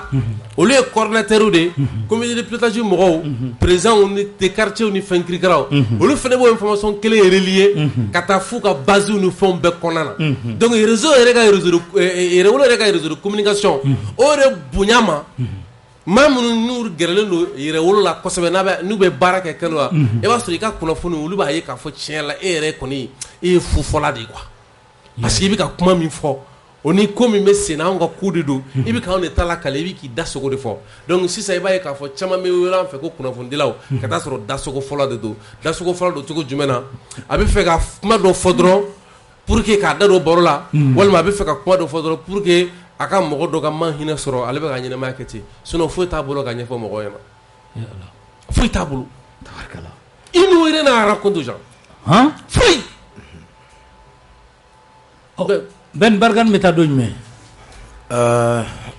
Barkan ka tagali mas o don bɛ anw kɔni bolo mais anw t'o don fɔ mas an b'o kɛ de a don b'aw bolo o don b'anw bolo c'est pourquoi o don an ka appel sur le drapeau kɔrɔ ko ka minɛnw kan ka taa avion ba min na ko Russie y'o tiɲɛ Ukraine dɛ o kuma bɛɛ bɛ sen na k'u bɛ ka dɛmɛ ɲini Allemagne de fɛ ko Allemagne kan n'u ka minɛnw cɛ donc mas en attendant an ka appel sur le drapeau la an ye a fɔ mɔgɔw ye nk'an bɛna taa Barkan ka minɛnw cɛ wallahi an b'a cɛ mas ka Barkan ka minɛnw cɛ ka Barkan ka minɛnw cɛ ka t'u bila min a bɛ dépend ni jama yɛrɛ fujinɛlen y'u bila yɔrɔ min na an y'a f'u ye silamɛya la n k'u ka jigin yɔrɔ fɔ Niger don wa Faransi don wa u k'o fɔ ou bien ni Abidjan don komi a dɔ bɛ k'u lafasa et en même temps u yɛrɛ ko terrorisme bɛ ka taa Golfe de Guinée la i b'a fɔ Sidiki y'a fɔ cogo min Ivoire ni Benin n'o ye tiɲɛ ye a dɔ t'u bisimila ale k'u kunbɛn ko bana kunbɛn ka fisa bana furakɛ ye n'a bɛ jigin yɔrɔ min k'u k'o fɔ an ye o y'a silamɛkan ye nka u m'o mɛn n'u m'o mɛn an ɲɛ b'u la k'u ka minɛnw cɛ gosi kunun hali planche u bɛ k'a bɛɛ cɛ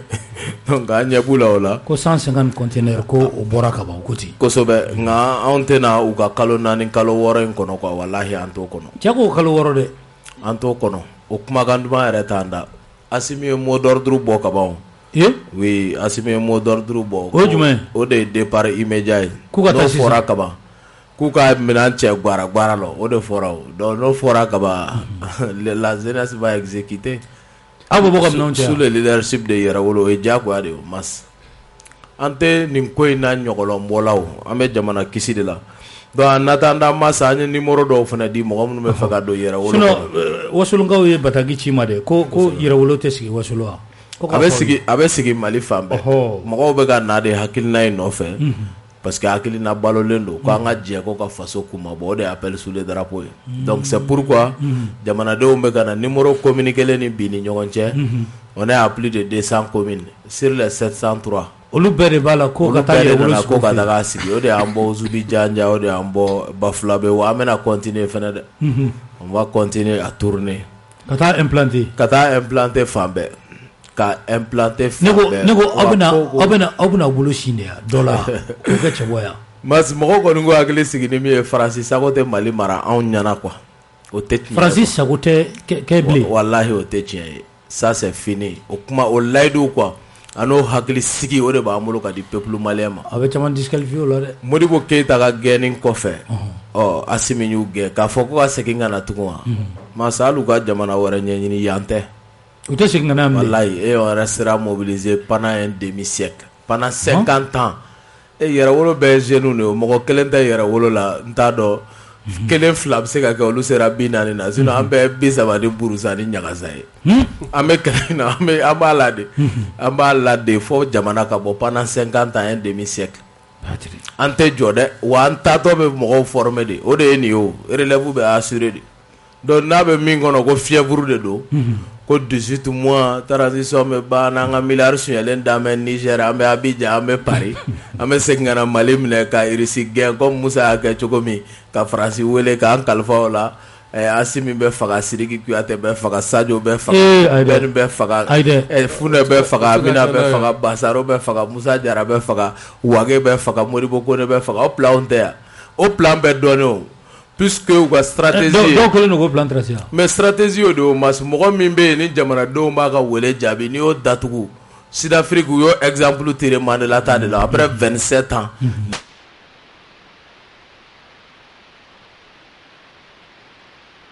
kuma tun b'e bolo i ko Sud-Afrique voilà j'ai dit que Sud-Afrique peuple u ye san 27 kɛ Mandela bɛ kaso la san 27 peuple mobilisé len don donc u t'o stratégie kɔnɔ bilen k'a fɔ ko ɲɛmɔgɔ min ni a ka jamanadenw b'u yɛrɛ y'a la ko k'o minɛ k'o datugu quoi parce que i tɛ stabilité politique sɔrɔ i ka jamana kɔnɔ toujours c'est bonjour les manifestations pour réclamer leur libération donc o kama u ka sira min b'u bolo sira kura min b'u bolo sa o ye ka ɲɛmɔgɔw faga de donc an b'o kibaruya kalama a dafalen EDM ka nin kurantigɛ in mas a ka kan an ka fitinin fɔ a fɛnɛ la bɛn a ko juguyara dɛ parce que a baara ninnu daminɛna a bɛ ka kɛ kɔlɔlɔ ye malidenw ma kosɛbɛ funtɛni yɛrɛ dun ma daminɛ kosɛbɛ an ɲɛ b'a la an b'o bɛɛ latugu su in na Dar es Salaam ka central min bɛ o fana jenina su in na donc an y'a ye sapɛriw kɔni an b'u fo u sera ka wulikajɔ kɛ pour que ka kɔlɔlɔ ninnu dan sira la nka an bɛ wele min da ministre de l'énergie ma n'o ye Lamine Seydou Traoré ani énergie directeur Umaru Jara vraiment u ka jateminɛw kɛ u ka bolodaliw kɛ kosɛbɛ ni tɔɔrɔ ninnu bɛ se ka bɔ malidenw kan cogo min na parce que kabiri salon ko mɔgɔw y'a kuma fɔ donc k'an se ni funtɛni ma bolodaliw kun ka ɲi ka se ka kɛ pour que ka kɔlɔlɔ ninnu dɔgɔya quoi comme on le dit gouverner c'est prévoir donc o kama o kun ka ɲi ka kɔn ka wulikajɔw kɛ ani ka kibaruya diw kɛ pour que jamanadenw bɛ se ka fɛn lafiya cogoya min na donc an ye wele min da masa an ye numéro dɔw di pour que mɔgɔw ka don Yɛrɛwolo kɔnɔ numéro fɔlɔ an y'o kɛ Ibrahim Keita di Maka ale ka numéro n'o ye 78 76 44 51 78 76 44 51 ani filanan o ye Pape Diallo ka numéro ye an y'o kɛ 64 84 60 95 ani 64 84 60 95 ani Idrissa Mementa ale an ka chargé de com ye 75 30 37 08 75 30 37 08 ka kuncɛ ni Seydou Sidibe ka numéro ye ni ale ka numéro ye 69 68 02 05 69 68 02 05 donc ni numéro nani ka Mali indicatif kala i kɛra fan o fan Mali kɔnɔ pour que n'i bɛ fɛ ka don yɛrɛ wolo tɔn kɔnɔna na o baara o ka bila sen kan o numéro de ye nin ye Mas ne ko a bɛna a sigi kɔfɛ fɛnɛ yan an b'a sigi diaspora fɛnɛ la an b'a sigi fan bɛɛ de o Mas an b'a sigi fan bɛɛ donc pour que maliyɛnw ka kɛ veille la Mali fan 14 na ni jamana ko an bɛ ka sira min laɲini bi ni jamana b'o sira kan hali n'o y'a sɔrɔ an b'a dɔn ko majɛ dɔw b'a la donc o kama pour que halisa yɛrɛwolo ka kɛ force ye force min kama malidenw ka laɲini bɛ taa ba la quoi a dabɔ kun y'o de n'an tɛ fɛ min ka kɛ wagati kelen don kelen ni wulikajɔ kelen ani kumakan kelenw ni laɲini kelenw ye an ka se ka Mali ni Mali kɔ ka maliyɛn bɛɛ la wuli ka jɔ sen kan pour que an k'a fɔ nin tɛ kɛ wa a ka to an ta la donc a kun y'o de ye malidenw ka nafa kɔnɔ ka bɔ numéro ko in kɔnɔ appel sous le drapeau la an ka wɔribon tigi n'o y'an ka ministre des finances camarade Amidou Samaga an y'ale ka numéro fana bila 72 51 11 010 11 10 donc 72 51 11 10 donc 72 51 11 10 ne yɛrɛwolo ka numéro Orange Money an ye min bila Mas k'a fɔ jateminɛ kɔnɔ yɛrɛwolo mana wele da an b'a ye mɔgɔ minnu bɛ mobiliser réseau sanfɛ ani kɛnɛw kan an ye jateminɛ min kɛ a bɛ taa maa 1,000,000 baɲango la an ko n'o 1,000,000 ani minnu bɛ so n'u bɛ an kɔkɔrɔma don an ko mɔgɔ 1,000,000 n'o bɛ 200 bila yɛrɛwolo ka kɛsu la Maso ye miliyari 1 ye o miliyari 1 an bɛn'o kɛ ka jamana kumabɔ comme Poutine ka wari an ɲɛ b'o la Jeune Afrique de kɔnɔ o kuma bɛ RFI France 24 ani an ka journaliste dɔw da an m'o ye fɔlɔ quoi donc an kɔni b'a bisigi ko duwawu don nka an mago bɛ maliyɛnw ka nin wari la comme pour dire un soldat qui finance sa propre guerre mɔgɔ min i bɛ k'i ka jamana bɔ bolo la ni n'i ka nafolo ye quoi an k'o baara bila sen kan donc bakuruba la ninnu de ye yɛrɛwolo ka bi appel sous le drapeau wuli ka jɔ ye kalo 3 kɔnɔ yɛrɛwolo ka kɛ Mali commune bɛɛ kɔnɔ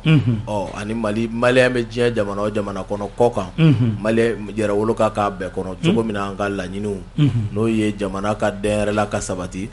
jamanadenw ka hɛrɛ ka bonya k'u ka tɔɔrɔ dɔgɔya jamana ka lafiya wa an binna gɛlɛya min kɔnɔ an kana bi a ɲɔgɔn gɛlɛya wɛrɛ kɔnɔ tugun tabarikala merci bɛn Kuyatɛ an y'a ye k'a fɔ tile 2 in na CSP maaw taara ɲɔgɔn ye talata ye yala ni est-ce que nin bɛ maa hakili sigi Mas yani m'o jaabi courant tigɛra an fɛ yan a sɔrɔla min nɔfɛ o ye ko u ka mobiliba in ko bɛn o de ye an kɛrɛfɛ poto Peace FM kɛrɛfɛ poto dɔ gosi o de kɛra k'o de kɛra o fana ka bɔ yen Mas an bɛ min fɔ an kɔrɔkɛw ɲɛna bon sɔrɔsiw ninnu je crois an kɔrɔw don parce que bɛn y'a fɔ cogo min na siw ma janya ten kosɛbɛ mais an bɛ an pan siko in kunna parce que maintenant bɛna min kɔnɔ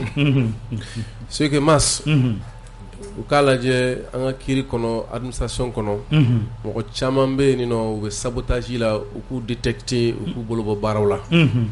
k'u ɲini ka caman bolo bɔ baara la an mago bɛ an ka administration ka sanuya yɛrɛ de Mas n ko jugu ninnu bɛ kɛlɛ kɛ sira bɛɛ de kan kiiri kɔnɔ o foroba cakɛyɔrɔw la o sugu kɔnɔ o diɲɛ fan bɛɛ fɛ parce que bi pour que ka da la ko dɔw fakonen don k'u barika banna u ka laɲini ye a ka mɛn k'olu yɛrɛ ka dugu bɛɛ jenina k'u fa n'u baw bɛɛ jeni yaasa u ka kumada sɔrɔ parce que kumada tɛ yen dɔw k'ala deli o ye su ni tile ka se ka dɔ sɔrɔ k'o fɔ quoi sisan appel sous le drapeau kɔnɔna na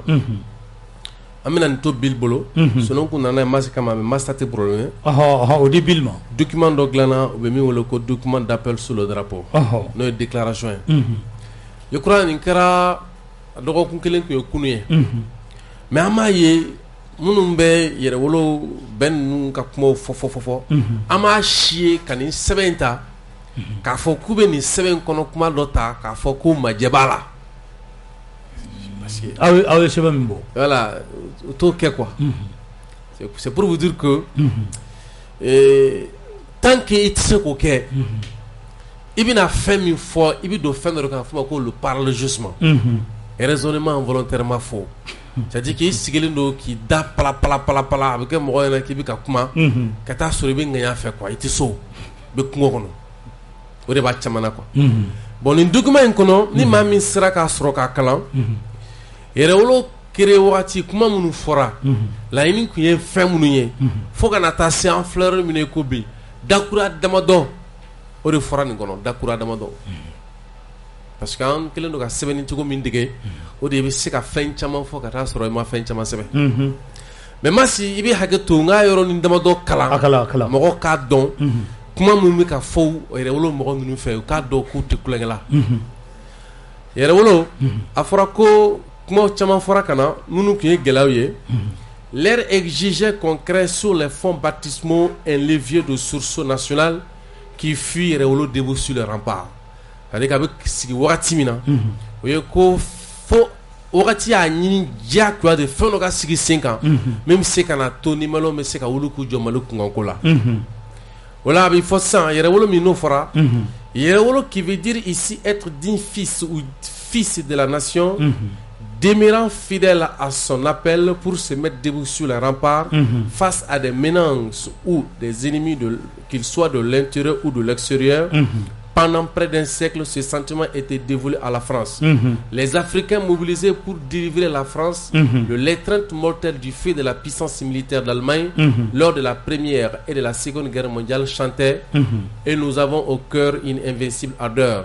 quand nous voulons porter haut et fier le beau drapeau de notre France entière et si quelqu'un venait à y toucher, nous serons là pour mourir à ses pieds. Donc, ma sœur, voilà mini yɛrɛwolo mɔgɔw bɛ ko kuma tabi ko yanga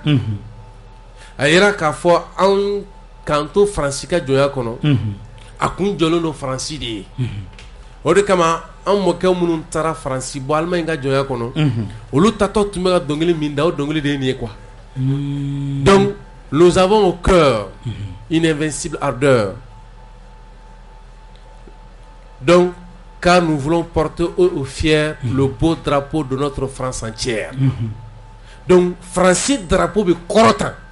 Francis kumaboli.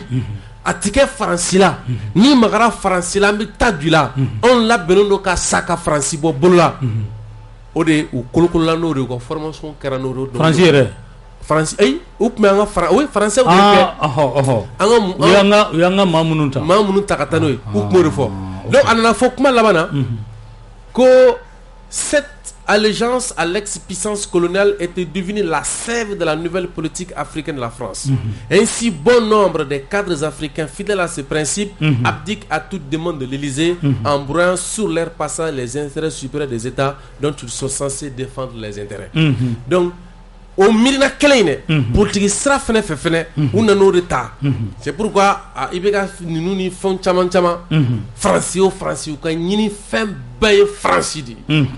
parce que à Taoro ni rode ya sa imam mi se ka ni ro famu ou ka sebe no bi mi wolo ko la psychologie de la colonisation française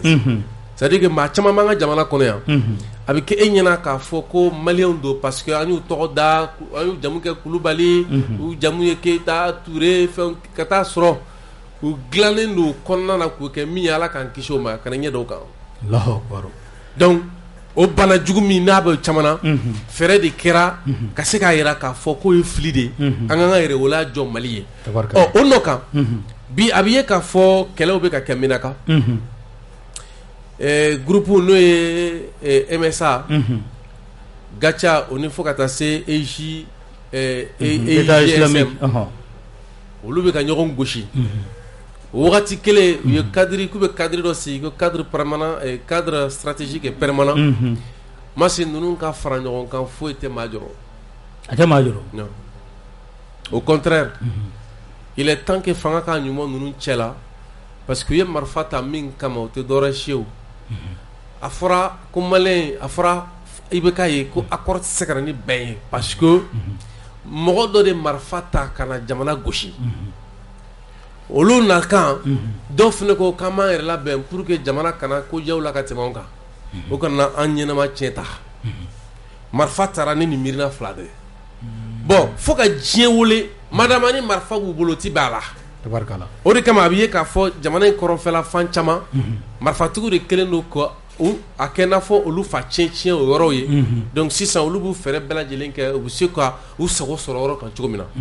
bon o wagati kelen l'armée monte en puissance ka taa sɔrɔ a yira k'a fɔ ko wagati min na gaca kun sigira an tun bɛ yɛrɛ a wagati gamu fo parce que a y'a yira diɲɛ bɛɛ lajɛlen na ko ni janfa tɛ Mali armée bɛ se ka dankari la parce que groupe armé dɔ n'o ye groupe autodéfense ye o sera ka wulikajɔ min kɛ armée tɛ se ka dɛsɛ k'o kɛ ɔ accord nana kɛ sababu ye ko olu yɛrɛ fɛnɛ ni maa mun ye marifa ta k'u bɛna jamana kɛlɛ k'olu bɛɛ sɔrɔ kulu kelen kɔnɔ donc a kɛra siècle saba siri ye an b'o min kɔnɔ wari bɔra ka taa d'u ma k'u ka ɲɔgɔn sɔrɔ fɛn bɛ tali kɛ Kidal forum de Kidal senfɛ 2016 ko pour que u bɛ se ka bɛn fɔ la masi u tɛ se ka bɛn fɔ la ka sababu kɛ a ma dabɔ bɛn kama donc fura ye min ye dɔrɔn Mali faamaw k'u jɔ u jɔyɔrɔ la minnu kan ka marifa bila olu ka marifa bila minnu kan ka kɛlɛ olu ka kɛlɛ jamana ko bɛ minnu ma olu ka jamana ko kɛ a tɛ minnu ma n'olu bɛ furan ka t'u bila Libiw nɔ la u ka furan ka t'u bila Libiw nɔ la. Kuyate an ka lajɛ ka maa damadɔni ta sabula mɔgɔw bɛ fɛ ka kuma aw fɛ. O sigi min ne bɛ k'o fɔ an ka fila f'o la wala an bɛ fila min f'o la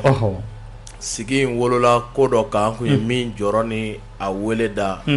adresse à la nation kɔnɔ ni kɛnɛ kelen kan n'o ye an fa ye ani an ka général Alhaji Gamu a kɛra sababu ye a ko bɛ cogo di a kɛra sababu ye baw farala kosɛbɛ Gamu ni an tɛ bilen Gamu ni an don a seginna ka bɔ CSP kɔnɔ Gamu bɔra kɔnɔ a ma bɔ petekelenw kan n bɛna ɲɛfɔli kɛ min b'a yira la k'a ka bɔli ye air ko de ye quoi o tɛ hali tile ko ye tugun maintenant général Gamu u ka sigi kɔnɔ u y'a yira u y'a jɛya quoi comme an kun ye min fɔ CSP sigili ko ye n'a kolo in k'a ko ma jɛya u bɛ k'an fa don fili dɔ kɔnɔ mais an tilala k'a fɔ yan k'an dalen don a la n'a bɔra a kalama k'u bɛ janfa la faso kama mɔgɔ min don a bɛ sɛgɛn maso o de kɛra sigi in senfɛ o de kɛra kibaruya duman ye u y'a jɛya ko ka wuli ko ka juguw kɛlɛ n'o ye terrorisiw ye u ko Gamu ma k'a sigi kun t'o ye dɛ k'a sigi kun ye ko ka Mali armée de kɛlɛ Gamu ko n'o don bi ale bɛ walan jigin yan Gamu y'i yɛrɛ ta o fagaliw de filɛ Menaka tan o fagaliw de filɛ Menaka tan n'i y'a ye bi armée taara ka taa matigɛli kɛ Insi Nanam kan ka avion wulila su in na pour la première fois depuis 2012 a kuma deli ka kɛ Gamu ni armée ye ɲɔgɔn faamu Gamu ni hiérarchie ye ɲɔgɔn faamu a yɛrɛ ye denmisɛnnin minnu formé n'o ye Assimi Goïta ni Sadio Kamara anu ye ɲɔgɔn faamu nin y'o de sɛbɛntiya parce que CSP ko in jɛlen tɛ quoi masa a jɛlen tɛ a sigira dɔrɔn comme u bɛ tɔgɔ falen MNLA ka bɔ u bɛna SEMA bɔn SEMA la u donna bi ko CSP o baaraw de don pour que ka se ka Faransi ka dɛmɛɲɔgɔnyaw ta ka ɲɛsin u ma u kɔkɔrɔma donnen u yɛrɛ bɛ lamaga min na u ka plan ye min ye ko le 6 avril k'u ka bɔ ko k'u ka indépendance déclarer u bɛ sɔn k'o kɛ yan kosɛbɛ le 6 avril o labɛn de bɛ Kidal kɔnɔ bi mas c'est pas pour rien que o ye sunkalo kɔnɔla ye dɛ sunkalo kɔnɔ parce que 6 avril an ta don 6 avril 2012 Sidiki y'a annoncé adresse nationale k'a bɛ taa Kidal le 6 avril o baara min bɛ sen na le 6 avril 2012 Musa Atayer min ye ministre de la jeunesse ye bi Faransi dugukolo ka Faransi télé kan n'o ye France 24 ale de annonce kɛ ko y'u ka yɛrɛma hɔrɔnya ta o san 10 kunbɛn o de ye le 6 avril 2022 ko olu ka san 10 wulikajɔ kɔfɛ bi k'u bɛn'u ka yɛrɛma hɔrɔnya ta ko k'u tigɛ ka bɔ Mali la o baara de bɛ sen na Faransi ka kɔkɔrɔmadon kɔnɔ le 6 avril Ala k'an si jɔ k'o kɔnɔ ya Rabbi anw diminen mɔndɔrɔ kɛlen kɔfɛ a b'a sɔrɔ an ka Sadio Masco la tengo les jours à venir seront des beaux jours. Tabarkala. Nko a dimine mondoro kɔfɛ o de Moscou taga teliya o mas. N'a bɔra Mondoro dɔrɔn kai. Kosɛbɛ ka sira minɛ. Mondoro kɔfɛ o de Moscou taga teliya sinon Moscou taga kun ye fin mars de o. A teliya di. Moscou taga anticipera ka taa Moscou de o ni yɛlɛ bɔra ye. Moscou. Yɛlɛ de bɔra Moscou. Donc o kɔ an b'an sigi k'o lajɛ. Le 6 avril mana min sɔrɔ lahalaya min na. O tɛna k'a ɲɛna. Donc an kɔni b'an fa fo n'o ye Général Gamu ye. An b'a dɔn quoi a ye Mali kisi farali ma kunun. Bi a tɛna fara Mali farabagaw kan quoi mais adamaden bɛ se ka fili quoi. Ni i ye fili dɔn ou n'i ye janfa dɔn mɔgɔ bɛ se ka janfa quoi. Ni mɔgɔw y'i janfa n'i ye janfa dɔn n'i seginni kɔ k'i faso minɛ an b'a fɔ de ko wa. Général Gamu an n'an tigɛ di ɲɔgɔn ma ka juguw bunte i b'a fɔ min kɛra bi ani kunun mɛnna ka kɔnɔ pour que ka se ka faso jɔnjɔn yan ka Mali fan bɛɛ kunna. Tabarkala. Merci. Dra 20 20 18 65 20 20 18 65 o ye nɛgɛjuru sira ye. Voilà 20 20 18 65 20. Allô? Allô? Ansou. Alors, Ansou, salam alaikum. Yatasai. Ça va être là. Somo Bedi. Demain. Baji Foiti. C'est la question que la poser bien quoi. Oh, c'est Bibolo. La question première quoi. Concernant débat d'Okera LCI la semaine là. Ko ka Poutine fera et puis en même temps ko ka Assimi fera quoi. Ko on de planifier le boulot et qu'il de inviter émission là. Maintenant journaliste tient ni quoi. Ko donc ko nya be tugo di ko akoko kuba barakan quoi. Donc mon gouvernement te ga réagir. Chaîne Jumain sans fait. LCI de nous. LCI France chaîne LCI. A journaliste le se ka trop fois trop ko journaliste be émission qui a trop ko David Pijadas. David Pijadas. Ouais question follow quoi. Gouvernement m'a réagi à la quoi. Mali gouvernement. Ah ouais. Mon m'a réagi quoi. Question flana. Question flana. Il dit bora ka kuma mun fo ina fo administration o be sabotage de ku banga barake quoi. C'est-à-dire que l'autre fois il kalama la parce que mandala ere nous ta administration corona na kotobe quoi. Ou be 5 mois nga juguno e quoi. Mais moi pour moi peut-être comme ba do nga fo militaire de be fanga la. Administration tu dois bara e kusobe. Donc mon tata service la ka contrôle là. Moi je crois que on est avec un problème be quoi. Donc c'est-à-dire que c'est le gouvernement bloqué pour quel quoi. Donc abana on est ngaki. Tabarkala ami fo iyata say. Voilà. 20 20 18 65 20 20 18 65 an b'a lajɛ kama wɛrɛ la don. Allo allo allo an ce. allo allo Ansou. awa tɔgɔ ni jamu. Cheikh Zubana Kulubali Sirakɔrɔ Mɛgɛta. Kuma b'i bolo. An b'i fo. An bɛ Sɛbana den fo. An bɛ bɛn de funufunu fo. Bamananw ko ten ko sɛba tɛ fɛn yɛrɛkɛ ka bila den kɔrɔ o kɔni o ye Sidiki Kuyatɛ de. Bɛnni kɔni ni funufunu dan t'a la i mana filɛ ka dan yɔrɔ min na o y'i ka dan ne ye donc an ka foli b'o yɛrɛ ye. Ni Ala sɔnna ma. Bon o tɛmɛnen kɔ ka bɔ yen nɔ komi ne tulo t'a la ka ɲɛ mais n ka kuma ɲɛfɔ. Mɔgɔ minnu bɛ kan ka kuma i n'a fɔ journaliste minnu bɛ kuma o bɛ jamana buruja o bɛ kuma fɛnw na n'a sɔrɔ ni an ka mɔgɔ ninnu n'u bɛ se ka décision dɔ ta olu ka condition na donc o bɛ se ka lajɔ cogoya min na quoi parce que ni jamana min kɛra a bɛ hakɛ to kalan kɛ bali mana caya ka tɛmɛ kalan kɛ kan bon mɔgɔ dɔw bɛ yen nɔ u bɛ kuma lakika la lamini man ca kosɛbɛ bon mɔgɔ caman tɛ tiɲɛ ni nkalon yɛrɛ dɔn ka bɔ ɲɔgɔn na tuguni bon ni minnu bɛ yen nɔ k'u ka tiɲɛni bɛ se jamana ma donc na kuma bɛ se ka minɛ olu la cogo min na donc ne mɔgɔ kun b'o la ne ka ɲininkali ye. An b'i fo merci. Allo. Ne bɛ Ansou. Nba Ansou ne ba. Diallo. Nba Isamaki. Aw ni baara. A diyara n ye. Ko k'i ka mɔgɔw fo invité fo. Tabarikala. K'u ni baara ko yala wɛrɛ ci ye nin de. Tabarikala. An b'u fo an bɛ dugawu de k'u ye an ta ye dugawu ye. Ni Ala sɔnna ma. Baara min na Ala k'a sankɔrɔta. Ya Rabi. ala k'u kun kɔrɔta baara la ya rabbi ala k'u k'i yɛlɛ juguw sanfɛ amin ya rabbi an ka foli an bɛ dugawu de k'i ye an bɛ ɲɔgɔn fɛ dɛ tabarakala an bɛna don yɛrɛ la ne yɛrɛ bɛ saraka i bɛ tɔgɔ sɛbɛn ni ala sɔnna ma n'ala sɔnna Jalo merci beaucoup Isamake voilà an b'a to u ka nin jaabi fɔlɔ Ben voilà i y'a mɛn oui n ye émission in lajɛ i yɛrɛ y'a lajɛ n y'a lajɛ kosɛbɛ parce que u y'o de fɔ ne ye kuma min fɔ u ka kuma taar'o de kan quoi ils disent que Ukraine ko bɛ cogoya min na ani Mali ko bɛ cogoya min na ko cogo di France bɛ se ka segin ka situation ninnu contrôler quoi u ko solution kelen de b'a la ko pour que France ka segin ka taa Ukraine situation contrôler ko il faut que u ka Poutine faga oui o tɛmɛnen kɔfɛ k'u ni service de renseignement mɔgɔ dɔw kumana dɔw ye Russie service de renseignement kɔrɔ mɔgɔ ye dɔw ye Mali service de renseignement kɔrɔ mɔgɔw ye olu yɛrɛ fɛnɛ ka Faransi service de renseignement mɔgɔw b'a la ko enquête bɛɛ kɔfɛ k'u ko Assimi Goïta jɔlen bɛ go min kan k'a tɛna bɔ a kan quoi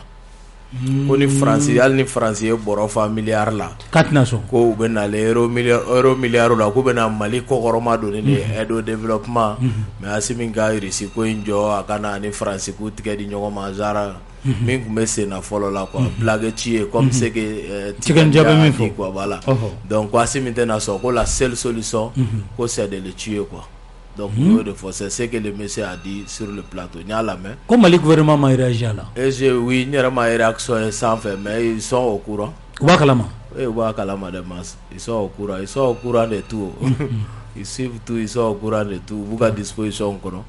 donc on connaît bien quoi il y a ma réagi publiquement nga wa kalama ils sont informés tabaraka et administration quoi là tiɲɛna administration ma falen fɔlɔ mas ma falen an kana ɲɔgɔn nɛgɛ sanfɛlanw falenna mais le corps de maire quoi parce que i bɛ ka mɔgɔw i bɛ ka régime tile la mɔgɔ minnu tun bɛ administration kɔnɔ o mɔgɔw bɛ kunkolow falennen dɔw siranna u y'a ye ko yuruguyurugu fɛngɛw tɛ yen tugun mais halisa bingali wale cɛjugubaw de bɛ administration kɔnɔ a dugumala na c'est pas pour rien n'anw yɛrɛ wulila ka se kasoge ma wa don nataw la an bɛna se ministre du travail ma pour que k'u ka inspection wuli u ka taa service daw la parce que anw bolo répression judiciaire doit être le dernier recours mais répression administrative bɛ yen sanction sous forme ka ca pour an ka se nin yɔrɔ la donc an b'a a jigiya ko sanfɛ mɔgɔ minnu n'olu falenna olu ka pression n'u ka fɛɛrɛ ni dabali minnu bɛ bila sen kan u bɛna to duguma mɔgɔw b'a yɛlɛma in suit quoi n'o tɛ n'i taara duguma halisa mɔgɔw tɔɲɔni danw sagoni mɔgɔw kan yuruguyurugu fanga ka bon kosɛbɛ an ka administration kɔnɔ halisa dugumala na donc il faut que ni kura ka don o la ko tile fila in na k'an bɛna wa mɛ zonba kulew fana nɔfɛ tugun o bɛna kɛ yan o baara fana bɛ sen na tile fila in na k'an bɛna o kibaruyaw mɛn kan an tulo ma da dɔrɔn dossier baw ko kibaruya bɛ sen na tile fila in na minɛli bɛ yen tuguni awɔ minnu ye miliyari jamanadenw ka miliyariw ta ko bɛ sen na an bolo dugumala de fɛnɛ bi mɔgɔw tɔɲɔlen don o fɛnɛ la quoi ko kɛlɛ fila don quoi sanfɛ kɛlɛ bɛ yen duguma kɛlɛ bɛ yen quoi donc a bɛɛ lajɛlen an b'a jigiya ko baaraw bɛna bila sen kan bala tabarikala merci Kuyate ɲininkali kɛra kunnafonidilaw ta ye halisa sinsin bɛ ka k'a kan walima n'i bɛ dɔ fara bɛn ta kan an ka sɔrɔ ka se kunnafonidilaw ta ma mɛ min fara bɛn ta kan kuma dafa la ce que datigi sago b'a da la voilà tasuma fɔli o tɛ da jeni a b'a dɔn Mali ta fan fɛ Mali kun kan ka min kɛ o la n'o ye ka o ka lasigiden gɛn ka bɔ an fɛ yan an y'o kɛ n'o kun ye k'a fɔ Faransi k'a ka kɛlɛcɛw bɔ yan n'o kun ye ka kolatɔn Faransi la je crois an filɛ yɔrɔ min na ko sisan Mali kɔni kan ka min kɛ a y'o kɛ mais minnu b'u yɛrɛ kɛ démocrate ye minnu b'a fɔ ko fanga kɛlɛli ni jamana ka indépendance ni jamana ka souveraineté olu minnu b'o kuma na je crois olu kun kan ka réagir mais an m'olu ka kubara mɛn donc o b'a yira k'a fɔ mɔgɔ caman bɛ k'i yɛrɛ kɛ démocrate de ka taa sɔrɔ o n'a cɛ ka jan o de kama Amadu Seydou Traoré Amadu Jikɔrɔni ale ko être démocrate c'est d'abord et avant tout se convaincre de cela kuma in tɛ Mali dɔrɔn concerné a bɛ Mali ni Russie la de concerné maintenant sisan mɔgɔ k'a kɛ to mɔgɔ mulibali bɛ se ka da sogo fɔ mais an ka sɔrɔ su bɛ jɔsen min kan ni Poutine bɛ jɔsen min kan o ye a kuma fɔlen kɔfɛ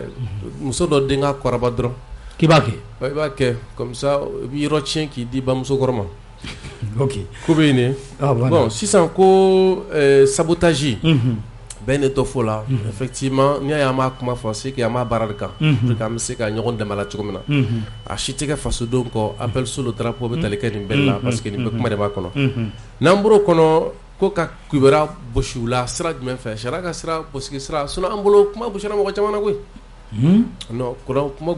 gosira mɔgɔ caman yɛrɛ la. Dɔw tɛ ka kuma yɛrɛ de bilen. Non foyi tɛ dɔw bolo k'o fɔ bilen. Bon maintenant sisan mɔgɔ minnu b'u suit. Fura tɛ o la o ni u bɛ kuma ne b'u suit sinon mɔgɔ caman bɛ yen nɔ olu lamɛnbagaw dɔgɔyara koyi. Ne mɔgɔ min b'u suit sisan a bɛ fɔ e de ɲɛna ko e de k'i fɛɛrɛ kɛ i ka kumaw fɔ yɔrɔ jateminɛ sinon ni mɔgɔw kunnafoni jɛlen kɔnɔ na o sɔrɔ yɔrɔ caman bɛ jamana in kɔnɔ mais ni mɔgɔ bɛ k'i yɛrɛ comme a ka di dɔw ye ka siraw ni sigaretiw ni k'u kunkolo chauffer n'a ka di mɔgɔ min ye k'i dusukun ni kunkolo chauffer ni minnu lamɛn bon finalement est-ce que solution t'o la an bolo fɔlɔ dɛ voilà a bɛ se ka f'i ɲɛna de i k'i wolo lamɛnni dabila. Ok. Voilà. 20 20 18 65 20 20 18 65 o ye nɛgɛjuru sira ye an b'a lajɛ ka maa saba ɲɔgɔn ta. Allo. Allo Mas. Ansu. Moi Ansu. Tɔgɔ ni jamu. Jalo Cheikh ne Keita de. I Keita. Moi ma tigɛ an ka téléphone tigɛ dɛ. An? An ka téléphone tigɛ dɛ n bɛna question kɛ ka poser ma Fa Keita. A bɛ dépend a fɔ cogo a poser cogo la dɛ. Awɔ ko Sidiki Fa Keita. Komi journaliste dɔw bɛ yen. U bɛ mɔgɔw ta u tɔgɔ ma. Bɛɛ le cerveau. Ilu Kuyatew. Ani Fɔnba. Précisément Arata. Comment datolu fana kunna k'a ta tɔgɔ ma k'a fɔ a bɛ ka baara min kɛ a man ɲi question kelen. Question filanan. Ko a ko kana ni prévu ye ko Faransi. Ko kana ni prévu ye ko Faransi nɔ ye nin ko ye ko maliyɛnw b'o fɔ. Donc prévu min b'u maliyɛnw bolo u k'a di Arata ma wala n'a da de ne fɛ u ko question. N balimakɛ i ka ɲininkali filanan in an b'a ɲini fɛ i ka t'o poser Arasa yɛrɛ kun filanan in kɔni. Voilà ayi an b'i deli t'o poser ɲininkali sabanan kɛ. Komi a bɛ ninnu ta u tɔgɔ ma. Awɔ u b'o jaabi u b'o jaabi. U b'o jaabi. A b'an degun wa parce que ninnu b'an ka baara de la. Awɔ u b'o jaabi maintenant. U fana k'a jaabi quoi. Dɔ kɛra. An b'i fo. Merci voilà n'aw bɛ jaabi min di o la. Bon Masi ne bɛ jaabi min di o la. Masi i b'a dɔn ɲɔ ka ca wula an bolo koyi. N'a fɔra ko an ka nin bɛɛ jaabili ninnu kɛ c'est pas fait mɔgɔw ka mun kɛ jaabili ye. Je crois que ne ka jate la jaabili ye kunnawolo de ye quoi. Mais an k'an si ka ɲɔgɔn dala minɛ. Ne delila k'o fɔ e ka plateau sanfɛ Mas. N ko mɔgɔ caman bɛ yen an t'an kɔfile ka ko la parce que lakarili c'est-à-dire que dala kuma u ma se o degré ma fɔlɔ quoi. Voilà ayi u ma se yen i ma se yen an ka ne k'a fɔ ta i ma o ma se u ma fɔlɔ quoi i ma se yen walayi. Donc mɔgɔw k'u hakili t'o la n'a fɔra k'a fɔ. An ka honorable ta. Honorable. Allo. I Jara. Awa to bɛ di. Basi foyi tɛ yen. An b'a fɛ k'an da don aw ka baro la. K'aw fo k'a ka radio so fo. O diyara n ye. Ka i ka invité fila fo n'o ye Sidiki Kuyate ani Adama Bɛn. Guère. Mas n bɛ kuma kelen kan n delila ka min fɔ a ka adresse à la nation na. Ko ne ka filɛ min filɛ nin ye n'u bɛ ka mouvement yɛrɛ wolo représenté ten. Ne b'a ɲini maliyɛn denmisɛnnin bɛɛ fɛ bɛɛ ka taa ninnu ka école la. A filɛ dɛ. An bɛ Maliko min na bi. Walahi hakilina min bɛ ninnu na k'a ɲɛsin Mali kura ma n'an bɛɛ hakilinaw ye. U ka taa ninnu ka école de la. A filɛ dɛ. An bɛ o de ɲini maliyɛnw fɛ. Fɛn minnu b'u bolo bi ko appel sur le drapeau. Mɔgɔw bɛ ka kɛ campagne ko kuma ye ko fɛn wɛrɛ. A kun ye Mali bɛna janfa min tɔɔrɔya min kɔnɔ san 30 san 40 san 50 san 60 kɔnɔ. Kɛlɛ kun bɛɛ ye ka maliyɛnw bɔ o de kɔnɔ. Donc k'a ɲini maliyɛnw fɛ Mali kɔnɔ ani Mali kɔ kan an ka fara ɲɔgɔn kan ka kɛ kelen ye ka ɲɔgɔn bilasira. Ni Ala sɔnna ma. Appel sur le drapeau bɛ ka kɛ o de hukumu kɔnɔna la bɛɛ lajɛlen k'o faamuya. Tabarikala. Vraiment k'aw fo aw ka wulikajɔ n'a ka cɛsiri la. A diyara n ye kosɛbɛ. K'aw mari cɛti Mariko fana fo ne bɛ bɔ kuma la yan. A tulo b'i la i Jara. Merci beaucoup voilà. Kuma tun bɛ bɛn n bolo. Voilà Mas min ye jaabili ko ye. An ka maa kelen ta. Allo. Ale taara Voilà, mi ye jaabili ko ye ko ka kɔrɔ arasta jaabi ne yɛrɛ kɔni bolo tiɲɛ na arasta hinɛ de bɛ ne la il est perdu a tununen de don walahi bɛɛ nin kuma ka jugu sa dɛ a y'aw jɔ an ka arasta tigɛ minɛ a tununen don walahi parce que quand tu pactises avec le diable n'i sɔnna k'i tigɛ di sitanɛ ma i n'a ka baara kɛ ɲɔgɔn fɛ kɔlɔlɔ b'a la quoi mas bamananw dun ko suba ka fisa suba kan fɔla ye ale de bɛna système kuma fɔ nka ne b'a dɔn nin t'a ka conviction ye quoi pour avoir milité avec lui des années durant nin kuma in t'a ta ye quoi nin t'a ka kuma ye quoi walayi nin t'a ka kuma ye juru dɔ de b'a la min bɛ k'a sama quoi mais ne bɛ k'a faamu nka n tɛna n da don o bɛɛ la parce que n'i bɛ fɛ mɔgɔ ka tuubi i b'i pas sɔn kunna quoi mas n b'o dɔn quoi walayi n bɛ n kɔrɔkɛ wele k'a tigɛ minɛ a ka bɔ nin sira in kan quoi n'u bɔra ka fɛn o fɛn fɔ a kan an b'a f'u ɲɛna ko tuubi de don quoi a ye tuubi de ta quoi parce que u bɛ bɔ n'a gundo ye quoi gundo min b'a n'u ni ɲɔgɔn cɛ u bɛ n'a fɔ i y'anw ka nin minɛ k'i bɛ nin kuma de fɔ ɔ i y'o kuma bila o jɔrɔ o gɛlɛya de bɛ bi ne kɔrɔkɛ kan quoi sinon ni n kɔrɔkɛ ye ɲɔgɔn ala a tɛ kalo kelen bɔ ne ni arasta ye ɲɔgɔn a tɛ kalo kelen bɔ an kumana o an ye kuma caman kɛ mais an kana ɲɔgɔn nɛgɛ a ma nɔgɔn nka anw bɛ k'a deli a ka tuubi ta quoi a ka na walayi tuubi ye jumɛn ye Ben n'u bɔra kama n kun bɛ juguman na n bɔr'o la ka na ɲuman na halisa il n'est pas trop tard ne bolo quoi anw yɛrɛ bɛ jɛ ka maliyɛnw deli a ye quoi an y'a ɲɔgɔnnaw kɛ ka tɛmɛ o an b'a kɛ quoi an ka jamana in dɛmɛ quoi il est trop jeune pour qu'il aventure nin système ninnu kɔnɔ quoi walayi wari ka di ji bɛ mɔgɔ ko nafolo bɛ mɔgɔ saniya nin bɛɛ ye tiɲɛ ye an bɛ nin bɛɛ dɔn nka walayi ni jamana ma basigi an bɛ fɛn fɛn la a kɔnɔ fu don et premier ministre kɔrɔw olu k'u yɛrɛ ye bi tungamangeya la mas u m'a kɛ ka ɲa sa o dɔrɔn de don u m'a kɛ ka ɲa olu fɔra dɔw kɔ olu bɛ Bamako yan mais n'i y'u ye k'o ta laban i ye jamana min mara des années k'e ta laban o jamana kelen kɔnɔ sentigɛ ni ko laban ko juguya don quoi mais an bolo kɔrɔ ka segin kɔrɔ ka sabali an kɔni tɛna saliya ne fana bɛna Sidiki fara n kan an ka cɛ ka taa kɔrɔ deli halisa a ka tuubi in ta quoi sinon a bɛ sira min kan a yɛrɛ b'a dɔn bi a ka ko banna oui kɔrɔ ka ko banna k'a ban cogo di nka ne n'a kun don an tɛ ko dɔn kɔrɔ yɛrɛ tɛ ko dɔn a b'a cogoya dɔn ni maliyɛn y'i tanu diɲɛ mɔgɔ nana k'i bɛ Maliko kɛlɛ la maliyɛnw bɛ wagati d'i ma u b'i tanu u b'i dɛmɛ mais n'u y'a ye k'i bɛ yɛrɛ kunko kɛlɛ de la mas u b'i bila boɲagalen so o kɛra mɔgɔw la arasa ɲɛ o kɛra arasa la wa hali bi n'i y'a ye mɔgɔ b'a fɔ Ben Sidiki Pap Musa Jara karisa parce que an bɛ ka jamanadenw ka kɛlɛ de kɛ sini dɔrɔn an k'o kuma bila ka kuma wɛrɛ ta kɛ i b'a ye ko kɔmɔgɔw i médiatiselen don n'u ye mais i tɛ ko dɔn n'u ye dɛ i ɲɛ kɛlɛ ɲɛko b'i bolo mais i tɛ Mali fɛ n'u ye dɛ i bɛ min dɔn Maliko la u b'a dɔn timinadiya min b'i la a b'u la mais bɛɛ tɛ se ka jɛ ka kɛ ɲɛmɔgɔ ye comme misiri kɔnɔna alimami bɛ yen quoi mais a kɔrɔ tɛ ko mɔgɔ kalannenbaw tɛ misiri kɔnɔ ou bien mɔgɔ limaniya jɔnbaw tɛ misiri kɔnɔ quoi donc o de fili ye arasta sɔrɔ anw bolo bi a ka segin il n'est pas trop tard quoi mɔgɔw seginn'u kɔ Mali kɔnɔ maliyɛnw y'u minɛ a ka segin mɔgɔw k'a minɛ nka n'a tora nin ka kalo damadɔ o la a bɛ fɔ o la sa ko a tora dɔrɔmɛ 5 n'are jukɔrɔji la n'a ma nin bila d'ici quelques mois o y'a ka ko bannen de diɲɛ kɔnɔ a y'a yɛrɛ malo k'a kabila malo k'a essayer ka Mali sifinnakaw malo quoi o fana bɛ se ka kɛ quoi mɔgɔw sara kama o de ye kuma tiɲɛ ye quoi mɔgɔw sara baci kama anw de bɔra yan ka mɔgɔ ba yirikaw bɔ ani Gandiw ni Araskɛbew ani Kati 24 ani Sidiki Kuyate ani an tɛ a banna mɔgɔ tɔw bɛɛ quoi pour que k'a kunbɛn ko n'u bɛ taa n'a ye kaso la u b'anw fɔlɔ faga quoi mais bi se o mɔgɔw ma i k'u ɲininka kɛ ko bi k'u bɛna taa minɛ u bɛ taa arasta minɛ sisan i ko sɛ sinon ko n'o tun tɛ kɛ n'i kɔrɔkɛ don i bɛ woro sɔngɔ qu'est-ce qui a changé ni woro sɔngɔ bɛ taa Lafiyabugu mais n bɛ fɛ a ka tuubi ta quoi parce que a bɛ ka kule tile 2 in na trop réseau kan yɔrɔ kɔni ale bɛ minnu ka ci la olu bɛ Makɔrɔ ka ci de la anw bɛ Makɔrɔ yɛrɛ ta tɔgɔ ma Makɔrɔ fana b'anw ta an tɔgɔ ma siran tɛ quoi siran tɛ dɛ mais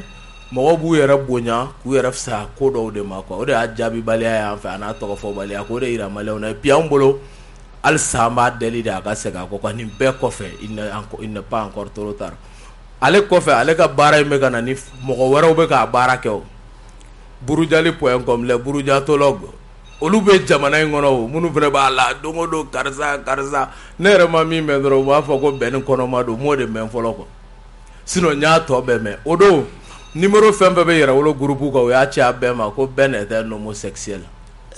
bilahi numéro fɛn fɛn bɛ yɛrɛwolo groupe kɔnɔ k'a numéro bɛɛ ne ko n ko ala kibaru ni diinɛtigi ba in a ma fɛn wɛrɛ sɔrɔ ka fɔ o ma ko cɛ tɛ muso tɛ a mɔgɔ min ye kulu sigi o kɛlɛli yɛrɛ la jamana kɔnɔ don tɛmɛnenw na n ko caman y'an dɔn bi de o de la n'u ko k'u b'an kɛlɛ souvent u bɛ taa bɔgɔ foron quoi parce que u t'an ka taabolo dɔn u t'an tabiya dɔn u t'an bɔyɔrɔ dɔn quoi donc bi o bɛ k'u kamana gan an ta yɔrɔ fana u tɛ k'o ye quoi donc bakuruba la o de bɛ jamana kɔnɔ fɔlɔ politique kɛnɛ kan ping pong de tun bɛ yen quoi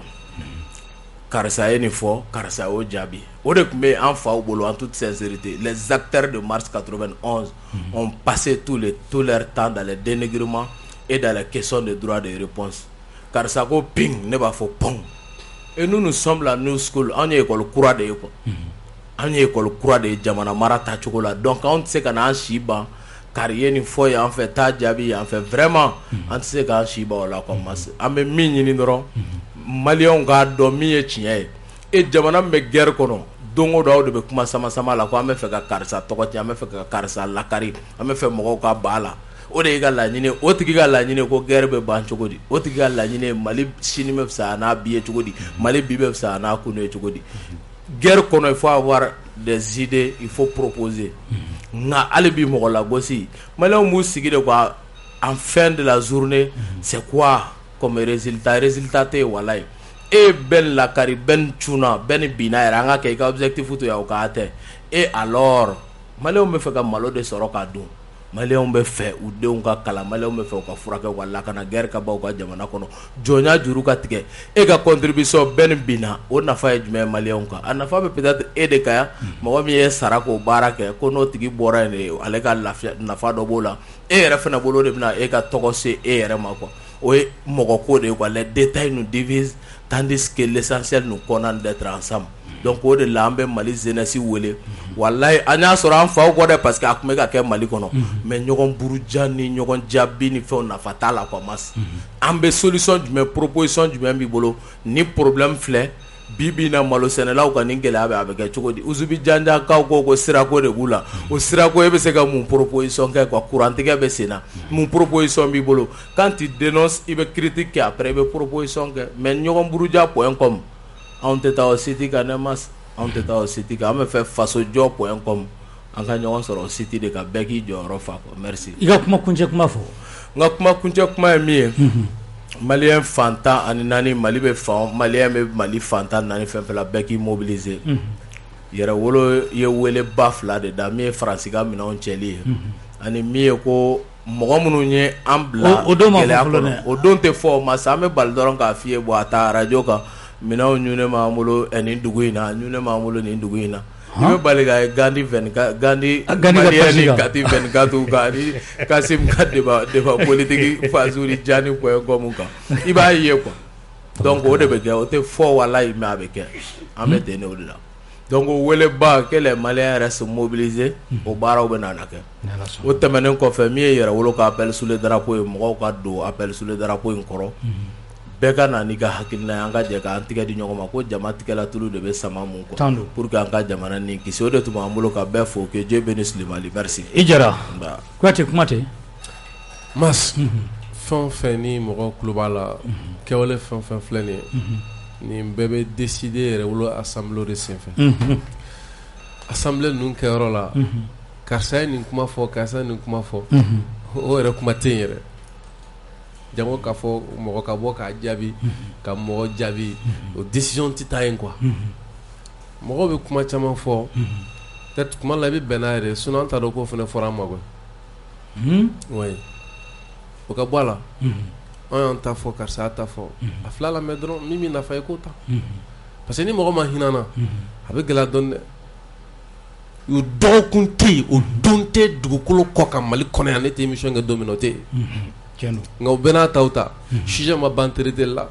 n'u ko k'u ka taa sujet wɛrɛ fara kan ko ka karisa jaabi cɛ finalement a bɛ caya i ma bon caya tɛ o kɔrɔ jumɛn b'o la parce que n'an ka émission min kɛ fo émission kelen kɔfɛ tuma dɔ de ka sɔrɔ quoi mais ka taa mɔgɔ dɔ jaabi pour faire le plaisir ka taa sɔrɔ a tigi dun tɛ ka kuma yɛrɛ parce que kuma dɔ jaabi mɔgɔ dɔ bɛ kuma dɔ ye k'a yɛrɛ ka jaabi b'a yɛrɛ bolo donc an y'o fɔ an tɛmɛtɔ la o ye dɔrɔn k'an balimaw bila sira u k'a faamu k'a fɔ o bɛ min kɔnɔ a tɛ foyi bɔ sɛdenni sansɔngɔ la donc o bɛ cogo min na Massi Yakuba Kulibali a y'a ka kibaruya fɔ yan a ko sera Cour suprême la n'o ye section administrative la Cour suprême ye le 27 février Massa an taalen Baje an b'a wele ko Baje Kulibali donc an taara sɔrɔ u ye sɛbɛnw bɔ yen juge rapporteur ko k'a t'a kalan o y'a sɔrɔ an taara ni presse ye an ye kibaruyaw di kibaruya ninnu tun bɛ yen kibaruyaw dilen fanga fana ye dossier saisi maa minnu fɛn fɛn bɛ yen nɔ n'olu bolo yera ko kɔrɔ y'u bɛɛ gɛn ka b'u jɔyɔrɔ la tabarikala Massi ma ka miiri jamana in bɛ jɔ de quoi sisan sini sɔgɔma ni mɔgɔ ma da la bolobana sugu la rendez-vous bɛ ni maa min ɲɔgɔn cɛ u ka gɛlɛya kun kan ca ka can trop ka su ban k'olu kalan